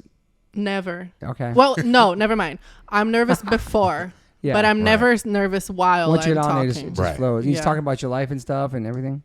Yeah. No, I don't care about talking about my life. No, like to the people. That's what you're doing. Yeah. Telling yeah. your story. Yeah. Exactly. Is sobriety still like a struggle for you every day or just... Honestly, not as much. Well, I'm close to 3 years now. It's awesome. And I would say that I very rarely think about drinking now. You know, it's more when I'm facing like something really, really, really emotional. Yeah. But at the same time, I'm also a lot more able to control my emotions or not become as emotional about things. Mm-hmm. So like once in a while, I'll think about drinking. But I think that my drinking thoughts sometimes come from the fact that like I'm at a Japanese place and I think, man, I'm never going to taste the sake again. Yeah. And I love sake. Or like I see someone drinking a margarita and I go, damn, I love margaritas. Yeah. Or like Casamigo Blanco, my favorite tequila. You know, and it's more about like I miss the drink now than like drinking to avoid problems. Yeah. So it's more about missing the taste of the alcohol nowadays. Mm-hmm. Yeah, it's part of just hanging with people too. That's why I like these non-alcoholic beers. I I was like going to it ask too. you, is there like a alcohol-free sake? I've never seen sake. No, Okay. sake would be weird. Sake Okay. is such a strong taste, and Yeah. I feel. But the non-alcoholic Heineken is really good. Like it tastes like Is it? Heineken. It's pretty That one's good. okay. He's like, yeah. No, whatever. that one. No, I just don't like. What's that your brand. favorite? I like these. Well, I don't think I have a favorite yet, But the ones that I've had in Europe, like in Germany, because they really are very particular about taste. And of course they create incredible beer. So they're really going to, try to get that to a non-alcoholic beer. And so I appreciate their effort. Nice. So I realized that in Europe, it's like, wow, this really tastes like a tasty beer. Nice. And now I really want a non-alcoholic beer. Yeah. I mean, sometimes it's just funny because we'll have when my guitarist is also, he doesn't drink. And after the show, it's just like just one we have. And I'm like, oh, man, I'm good. Just one. And it's just like, that's it. Yeah. I don't want any more. I'm like, oh, I'm going to get fat if I keep drinking. Because it's like sugar. Well, there's like all that wheat too. in there too, and sugar. I mean, alcohol has a yeah. lot of sugar in general, but even those beers have like. Yeah. What's the percentage of alcohol? 0 point some. It's nothing. It's nothing. Yeah. Like not even anything. Yeah. If you have those sometimes, the non-alcoholic ones. Yeah, I like the non-alcoholic wines too. Yeah. Like when I want to feel like, oh, I'm celebrating. I think they're only going to get better because there's more and more people that are just like. There are more wow. brands coming out too. I'm actually working with one called Parch. Nice. Okay. Yeah, they make these non-alcoholic cocktails that taste really, really good. Oh, that's cool. That's Yeah. awesome. That's really cool. I think it's something people talk about a lot. Yeah. We should and I have sober appreciate- bars. Yeah. I mean, That's what they're talking about opening yeah. downtown. I heard about recently. I Yeah. heard about this too. And Damn, the I thought it was cocktail my game. business idea. Yeah, you can work with it. I'm going to show you the Make deck it for rock it. and Somebody sent me a roll. deck about it. Actually, it's downtown. It's like an old famous like Chinese restaurant. It used to be a place that had shows back in the day. Right. And then they're pitching this whole like bar. It's going to be like all alcohol free. Which I feel like a lot of people, I don't know. I'm sure drinking's still cool, but I don't drink, so I don't know. But I mean, I feel like coming out of the pandemic, people just trying to do more healthier things. I don't know. Maybe I'm crazy. I don't know. I've noticed in the rock world. I'm just Okay. surprisingly Well, yeah. enough. I'm just like, More wow. sober Absolutely. people and stuff. Well, and- I love that now we have all these sober examples from rock stars because I grew up idolizing the rock stars, but Yeah. most of them don't drink anymore. Yeah. I'm like, okay, great to have that example. I needed that. Yeah, it's interesting. Growing up, Definitely. they're all partying. Now they're all sober. Yeah. And they're I mean, you're either still going and fucked up, which is so hard to watch. You I'm just know. like, wow. like Marilyn Manson. you Still know? going, not sober? No, I don't know. definitely not sober. Okay. Did you ever meet Definitely him? not I have interviewed him a few times. Cool. Yeah, I would say so. I mean, it's very controversial to talk about Marilyn No, Manson I at the know. moment with, Yeah, is it? with all the accusations there's all that kinds are of going shit going on. that too. But There's a lot of accusations going on. Him and Ramstein. right, Ramstein too? That was inevitable. Okay. Sorry, Yeah. but true. Crazy world with all that shit. But I man. mean, personally, like my personal experience with Marilyn Manson, not talking about accusations and other people's experiences. Yeah. He was always cool to me. Yeah. Yeah. How long ago was that? I think the last time I saw him was like maybe like 7 years ago, and I came into his tour bus actually, and everything was in the dark, and he had candles on, and it was such an iconic moment. And his like very pale face came from the darkness. Lord. Scary, man. I was really happy. I wasn't scared. Wow. But he was really wasted, and I told him that I'm really good friends with Jonathan Shaw because Jonathan Shaw is one of Manson's OG. best friends, like I did super not- best Did friend. not know that. And he started talking to me about this tattoo that Jonathan did on his back and took his shirt off to show me that tattoo. And then he went, "Oh wait, it wasn't Jonathan." It was somebody else. Wow. Wow. Yeah. What was the tattoo? Remember? No. Dang. I just remembered that it wasn't Jonathan, and I was laughing That for is- like 10 minutes. I used to go to that shop back in the day, Fun City. Fun City. Fun City. I used to yeah. get tattooed back there in the 90s. Yeah. Yeah. Are you still getting tattooed? Yeah, definitely. Are you?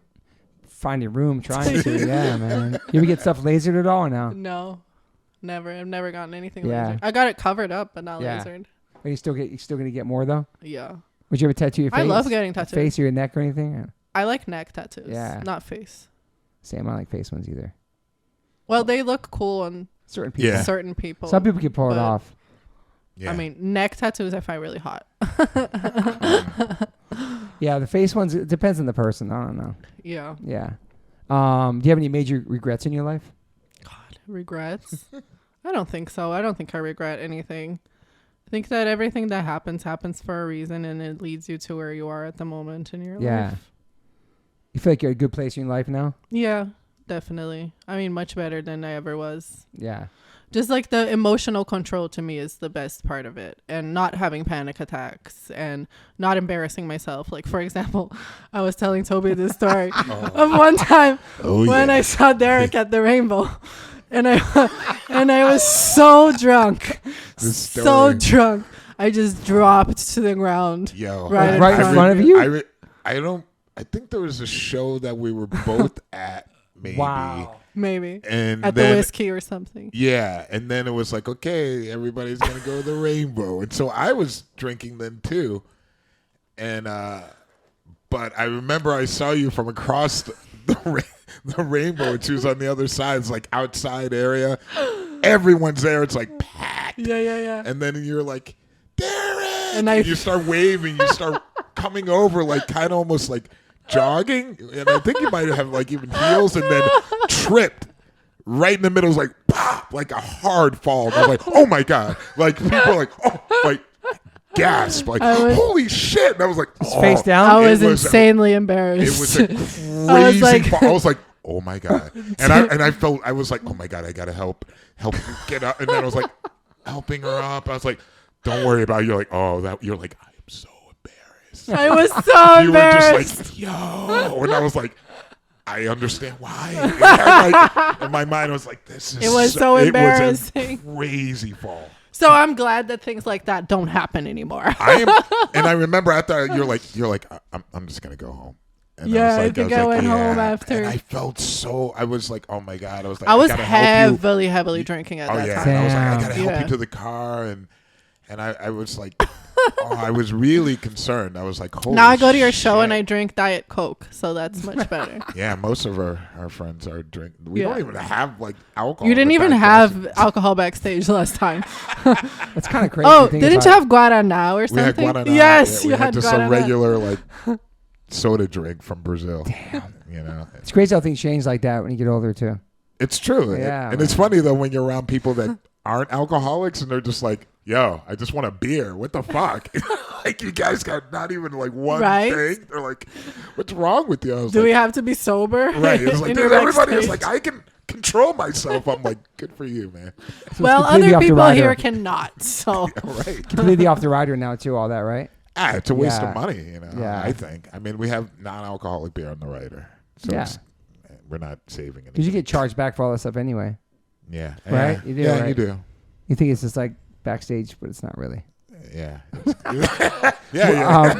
What about some like daily rituals for you? Like what's a day like? A day in life like for you? Well, I go to the gym for sure, and I lift and I do different classes. I love Pilates. Nice. I never tried that. I want to try that. I love Pilates. I love bar. I do a lot of classes. What's bar? It's like a mix of like Pilates and ballet and different things. Okay.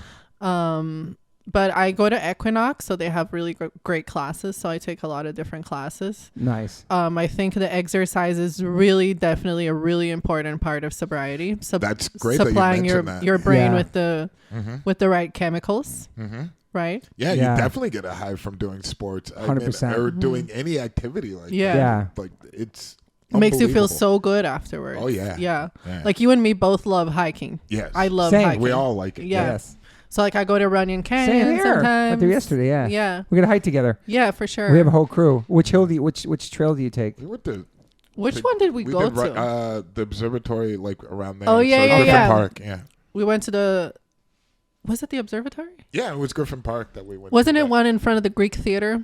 Could have been. It's a trail that starts at the Greek Theater, and not a lot of people know about it. I think that's the one we went. But you hike Runyon too? Yeah. Awesome. Because just Runyon's right there. Okay, you're close, not that far from us. Okay. Yeah, so we're like neighbors. Yeah, exactly. Okay, cool. So like exercise, definitely super important. And then I meditate at night, and I do my tarot cards. Like I'm very spiritual. Nice. I always light a candle, make a wish, do my tarot, and ask the spirits for guidance. How long have you been doing that for? Probably like 7-8 years. Nice. What about food? Well, you think that plays in the role of yes, for dopamine, feeling good, mental absolutely, health. Yeah. What you're eating affects so much how you're feeling. Oh yeah. And Diet Coke is your drug of choice. Yes. No coffee. No, I don't drink coffee, but I am heavily addicted to Diet Coke. It's okay. So is my wife. Shout out to Moon Morse. Like, I'll have a can of Diet Coke next to my bed and sometimes drink in the middle of the night. You do like a 6-pack a day, maybe? I'd say I'd have at least like 5 cans a day. Yeah. Wow. That's a lot. But it's really bad. I heard like the Coke Light, like it's interesting. The Coke Zeros and stuff. There's all these debates online. You can see what's bad and what's good for you. I will debate it. I just feel like the ones in Europe are way different. They're all bad. But here's why I know it's bad. Okay. When I don't have it, headache. I get sick. There you go. Really sick. Like anxious, stressed out, like easily annoyed. I start to get stomach pain. I start to get headaches. So I really feel like it is a real addiction. My wife's got to listen to this. It's no joke. Yeah, but how about no coffee? You get a headache too. Yeah, for a little bit. Yeah. You can drink. You can get that out of your system. So that's not the caffeine we're talking about. That's whatever else is in that. So thing, like right? I brought my own Diet Coke with me. No, I respect. You know what I mean? Like I'm carrying a can wherever I go because I'm afraid there's not going to be Diet Coke. We have people on tour like that. Like for just regular Coke. I got friends who are addicted to Diet Coke too. Yeah. Absolutely. I mean, besides my wife. I mean. Right. But I'm an enabler because she stopped for a while and then she got more. But then for our 10-year anniversary, I got a big gulp cup with 10 diamonds on it. So that do you know that, Derek? I can show that. I can show you it. Are an enabler. Rusty made it. It's custom made. I'm like, she's not gonna listen to me. That's the only thing she does. She doesn't smoke or drink. It's her Diet Coke. I fucking wash 7-Eleven straws all day long here. I have like stacks of big gulps in the fucking back. What am I gonna do? It's my wife. Like, that's the only thing she does. That's her one thing. It's like just let her do it. I do the most annoying shit. Maybe Diet Coke can sponsor something you do. Who knows? I wish. No, there's other healthier stuff that I'm sure would love to sponsor you. We're looking for some sponsors. Yes. If anyone out there is listening, healthy sponsors. Healthy sponsors. It is when people are like I do know that some people do eat like shit and they have a Diet Coke and they think that helps. I know. Because it's diet. Diet. You know what I'm saying? It just comes down to what you know. You know, some people just don't know. They just don't know. I mean, and it's hard. When you live in the U.S., people don't realize the propaganda that comes at Facts. you. You know, it really is brainwashing. Yeah. You know, people get completely addicted. Especially Coca-Cola. I mean, I wish I was vegan. I wish I was. I've tried it. How can we help you? You can make it happen. I've tried it before, but it's really, really difficult. It is. But Los Angeles, we're in the Mecca. Yeah, true. The Mecca. But when you're outside of the house and when you're at a party, when you're in a social event, when you're like, I just feel like it's so hard. It's true. You can eat before. It's all about planning. Yo, let's get in this can of worms with her now. Yeah. Well, because Renee, we'll help you. We'll fucking help you. I really would you love end to up be getting vegan. to a pattern because you realize I'm going to be at a party. Everyone's probably going to be eating something that I won't be able to eat. Probably should eat before it. Yeah. Or you just start to think in that way. I'll bring a protein bar in my fucking pocket, bro. I don't give a fuck. There you go. Yeah. Plan B always around the corner. But yeah, what is it? Do you enjoy? Do you love meat, or is there certain meats you just don't eat? I love animals. There you go. That's a great reason to let's go. And animals love you too. Exactly. Yeah, they appreciate you. You know. Yeah. That's what it comes down to. Yeah. You got us right here. We can help you. I know. Yeah. And there's every fucking restaurant in this whole city. Do you cook at home? No. Same. I'm a I suck terrible at cook. Me too. I'm a terrible. That can also be He's a great cook. What? Thing for dopamine, like creating like a great meal, Interesting. and it's. I know that I get a high from that. You know, I gotta learn how to cook, Derek. Same. I suck. Cooking classes. Yeah, I suck. I suck. I've at that seen too. you also going with Yuriki, who is a mutual friend of ours. Yeah. To vegan places. He was here the other day. Yuki. Oh yeah, 69 eyes. Yeah. Yuriki. Yuriki. I was gonna ask, 69 eyes, of course. Yeah. Yuriki. I've been to Finland many times. Yeah. He's dope. He's a cool character. I like him. But let's get back to the vegan. So you love animals, so you feel bad eating them, kind of. Yes, I do. You've always been like that, or Yeah, definitely. have you tried being vegan before? I Vegetarian? have. I was for like 2 or 3 months. What happened? Once. What was the slip up? I had meat. Was it like I wanted Yeah, meat. all the listeners are like every episode this comes up somehow. I craved meat. Wow. It's another addiction. Like I remember when I stopped, my mouth would saliva, like I could feel the saliva building up from just smelling it. You know, I was completely addicted. Yeah. Wow. I had a bunch of those Beyond the Meat stuff for a long time. Did you like it? Yeah. It's okay. Yeah. Yeah. Not for everyone. Yeah, we're more like plants, vegetables, beans, rice, quinoa, kale. Definitely not tofu, relying on rice. the fake meat. Yeah, we're not stuff. dissing it, but yeah. But it's not for everyone. But there's definitely still other alternatives. But it takes time, to figure out what your body likes. Totally. And once you get in that, Well, I'm on the way. I've cut alcohol. Yeah. The next thing is to change my eating habits. the only reason I think we're saying that is because it's like another high. It like is. once you're able to eat like really When you healthy, become really good healthy. food, Totally, it's just yeah. like boom, like it really. I get excited to eat every day. I get to go check out these different spots. And your you know what I'm body saying? feels it. Like after where you're like, you're digesting well, you're taking You in work that out energy, better. work out 100 times better. I Yeah. don't know. I have this feeling like it's almost like a natural drug just from eating really healthy food. It's just like I get it. unbeatable, But like my true desire is to eat really badly. Mm-hmm. Like my true desire is to eat like McDonald's, and pizza, and ice cream, and love cake. This idea. Like that's what I want. Yeah. And I have to force myself to eat well. But you're doing that now. You're dieting. You're working out. Yes, but it doesn't come naturally. No, it does at not. all. No. And the longer I do it, the more I crave it. Right. You've been Americanized, girl. Absolutely. It's definitely something that happens here. Absolutely. But meat's a big part of the culture, though, in South America. In Brazil, especially. Yes. Yeah. Like I don't eat McDonald's anymore, but like once in a while, I'm like, I just need a fucking burger from McDonald's. Those bastards. You can go to McCharlie's. It's oh yeah, I've heard about that. That looks really cool. We should take her there. We should go there. Let's go there. They're opening a new one. Start there and let us know what you I've feel. never been there. I went there and it reminded me of reminiscent when I had the cheeseburger there. I was like, this reminds you. I'll try with you because I don't fuck with that fake shit, but I'll do that for you. We should go there. Okay, yeah, let's It'd be really cool. And the chicken sandwich they have. Nice. My son loves that one. Wow, that one is. Yeah, really I heard it's convincing. really good. And it's cheaper than all those other places. And they're opening up one in Venice too right now. They just have like a Happy Meal. It's a cute box with like a frown on it. Perfect. It went viral on TikTok, and I'm very surprised McDonald's hasn't shut it down yet. It's fucking McDonald's. I know they don't. It's not really on there. This place is so cool because also the way they treat the employees. They're employees that have a hard time getting a job. Some homeless people they've hired. Yeah. People got out of jail. Yes. It's like really that's dope. A great system that they got going on there. Yeah. And it's simple menu. It's like cheeseburger, whatever, double burger. I'm chicken down. Sandwich. It's basic. Nuggets. Basic. I feel like now that I've said this out loud, I'm gonna put that shit on. Feel some pressure to start. No like pressure. when you tweeted about going. No, give myself the pressure. Or like when you tweeted about going sober. Yeah. You put it out there. You put it in the atmosphere. I put it out there. Well, try like one day. What was I thinking? Telling you guys. One day vegan. I know the listeners are like, yo, she's asked the crazy. I bet you could do like one day. Meatless Monday. You mean everybody starts talking about this in this podcast? Like we bring it there no. We always mention it always comes up somehow. But she brought it the very last second. We're like, yeah, let's go. We got you. Yeah. What about are you an optimist or pessimist? Both. Can I be both? Sure. I think I'm both. Yeah. I think pessimist because like I always think like, oh, what's the worst that could happen? Mm-hmm.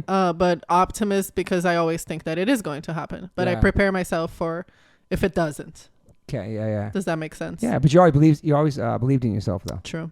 I believe in crazy dreams. I believe that crazy things can come true because in my life they have. Yeah. They do. But we said this the other day too, like just like kind of putting it out in the atmosphere. I'm gonna go to Hollywood. I'm gonna do this. That's positive mental attitude. I don't think it's so crazy. No, those aren't crazy things. That's not that crazy. Yeah. Maybe wrestling school is the craziest. No. It may sound crazy, but I don't think it's. Yeah, it's not really that crazy. Like what the mind can conceive and achieve and believe it can achieve. Yeah. I always think like if somebody else did it, then it's possible for me to do it. Totally. And then I start to think, what were the steps that this person took? Like, what does it take to get to that place? Yeah. Oh, I have to move there. I have to enroll in this school. I have to get better cardio. I have to start to lift. Yeah. I have to study the sport. So it's like steps, right? Like, how do I connect all of this? Absolutely. If somebody else did it, then it must be possible for me to do it as well. No like doubt. you really believe in yourself, everything you've been through. Yeah. And I'll give you an example even. I know we're probably close to done. No, we're chilling. But like I had also watched this documentary about the girls from Glow. You know Glow? Yep. Okay, so that documentary was super inspirational to me because they weren't wrestlers, they weren't athletes, they were like models and actresses, and they got called into this casting thing, and then there found out that they were being cast for a wrestling show. So they had to move to Vegas to learn how to wrestle. Holy shit. And start performing at this casino. So in my head, when I decided I'm going to Vegas and I'm going to live at a casino, I was literally copying the girls from Globe, because I thought, if these girls who are actresses and models can go to a school and learn, then I also can. It's awesome, man. Absolutely. That's crazy. And you're watching that? Where were you watching that? Back home? No, like here. Okay, yeah. So many things you see that like they're on, like, well, just like you were visioning about being the rock star world and going to like Rainbow and all that, and like, I don't know, just you did it. You know what I mean? You went there. You're part of it. I'm sitting here with you guys, and you're interviewing me. It's fucking. I know, it's crazy. So that's the perfect example. Damn, that's true. Yeah, it's very true. Totally. I mean, I grew up with Sepultura for sure. Yeah, sure, man. They're fucking hometown heroes. Exactly. What about social media? You on social media a lot? Yeah. You check your DMs a lot. You get crazy. You probably get crazy DMs. You get crazy DMs. Okay, so going back to dopamine. Instagram is the craziest dopamine roulette there is. Okay. So I call it a dopamine roulette, because it's kind of the same thing as being in Vegas in a casino and you fucking bet your money on whatever and you don't know what the outcome is going to be, but you get that adrenaline, you get the dopamine from like, maybe I'm going to win. Right. Like that's what gambling is, right? True. Like people have gambling addictions. Yeah.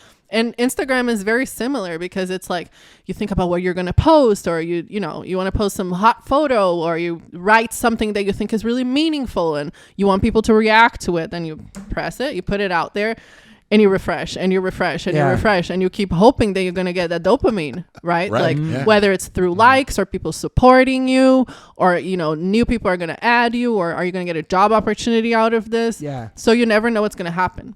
Right. So I feel like that's a huge part why people are addicted to Instagram is because of the dopamine.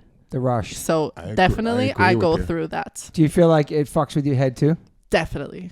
Definitely. Right now I've been thinking a lot about it, because it has definitely fucked with my head. But that's how Billy found you. Exactly. And that's a perfect example. I posted something. I didn't know what was going to happen what was the outcome. Billy Corgan from the Smashing Pumpkins hit me up. And here you are now. And so many other situations like that where, somebody randomly finds you or adds you, contacts you.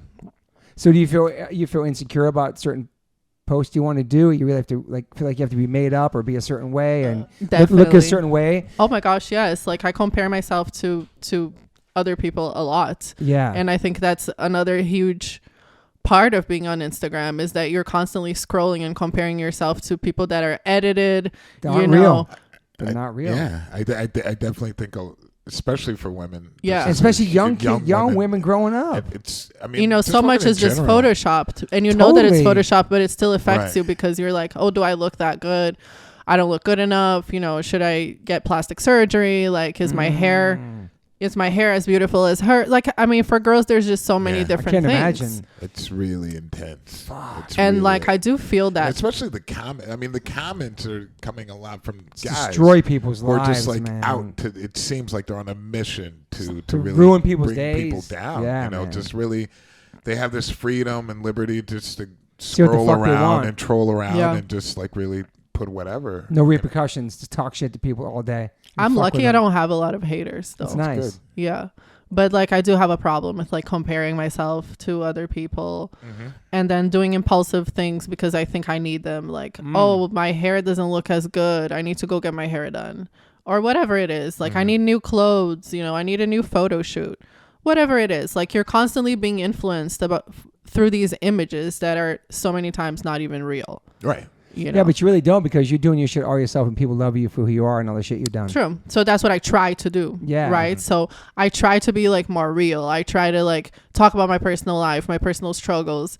That's what I try to do, because if I'm just a model online posting hot pictures, then I'm just going to get stuck in this mentality of I'm not good enough. I'm not this enough. Do you get crazy messages too, probably? Yeah. Yeah. For sure. You check your messages a lot?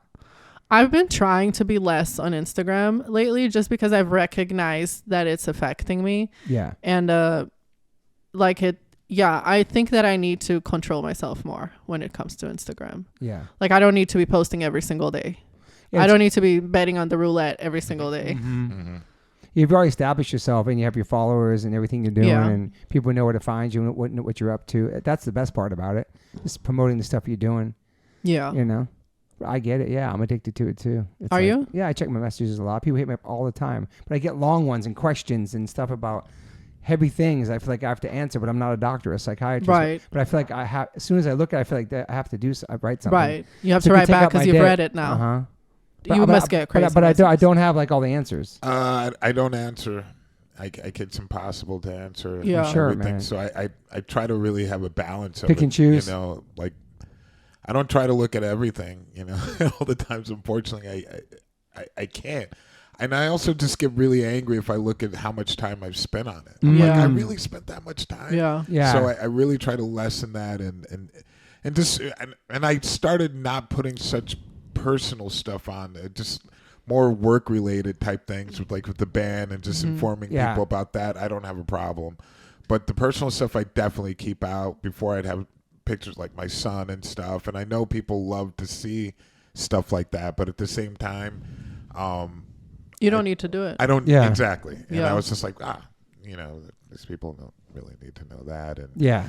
and so just trying to find that healthy balance. I mean, there's even people that you would think are huge. You know, I heard like James Hetfield had it for a while, like his own like Instagram. Yeah, Papa Het. And then he was like, I can't do it. Yeah, Papa Het. Yeah. He was like, I don't want to do it because he would just be. He said he'd be sitting there waiting. Yeah. You know, like okay, when is What's gonna like happen? To what I heard, yeah, or like Crazy, man. and just pulled himself. Or off. like sometimes like you think this post is going to be really popular and it's not because of the algorithm or the Right. time you posted or people are busy that's Then when you I- take it and personal. it affects you emotionally. But that's when Yeah. I started. I just like really turned that thing that shows you the likes. Yeah. You turned it off. Oh yeah, it changed. It's just like I've I done don't that even before. I've care. done it before.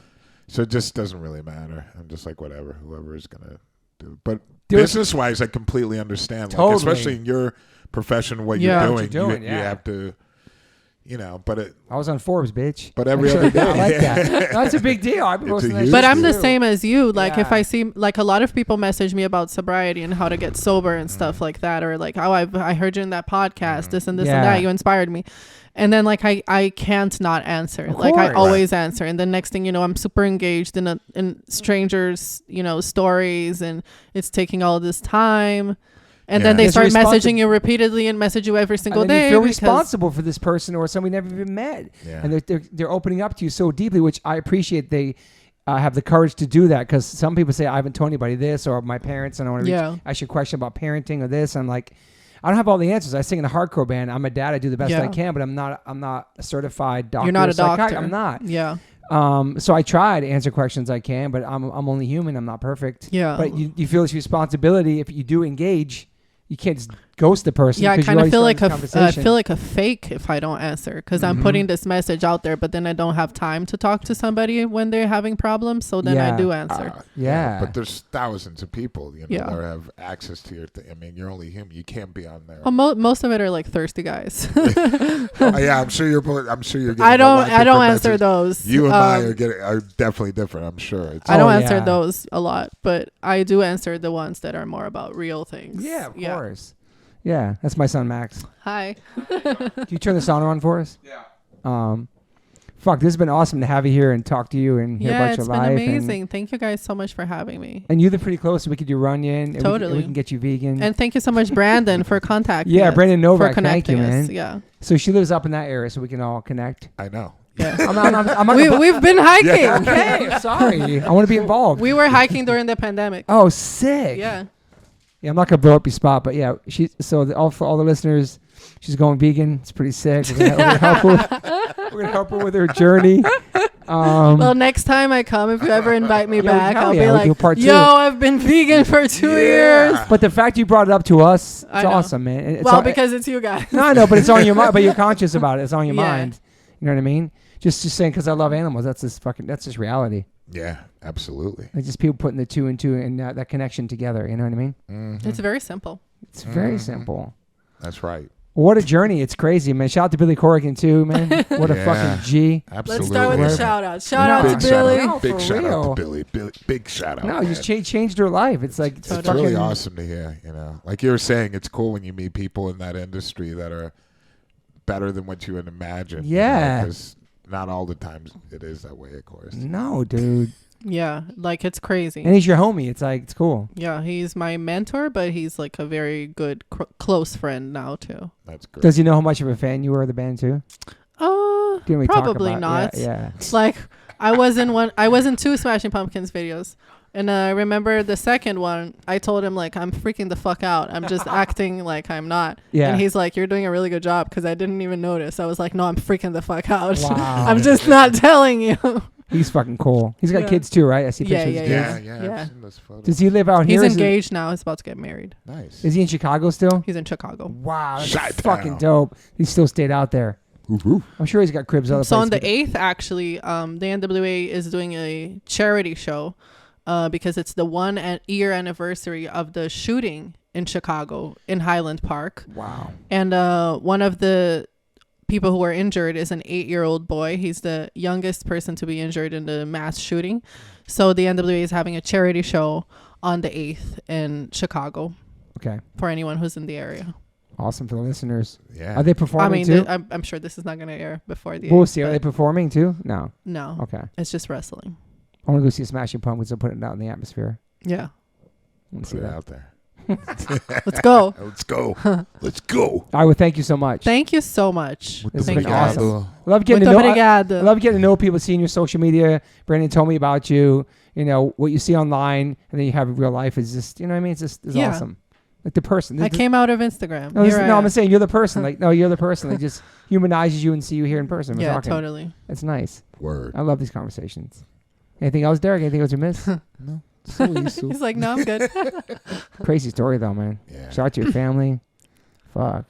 Shout out to Brazil. I can't Shout wait out to to get Brazil. I can't wait to get back to Brazil and play. I can't play there. I love it there, man. Yeah, I was getting a lot of stuff from Carioca's.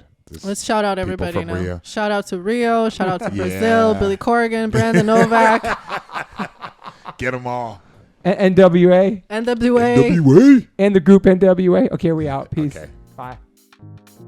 I've always loved sweets. That's why I have 1,000 gold teeth and had cavities my whole life. But I always loved cookies. And being a vegan and being gluten-free, it's extremely difficult to get a cookie that actually tastes good. Most of those cookies are super, super dry. Until I found Maxine's Heavenly. You probably see me post about them. They're incredible.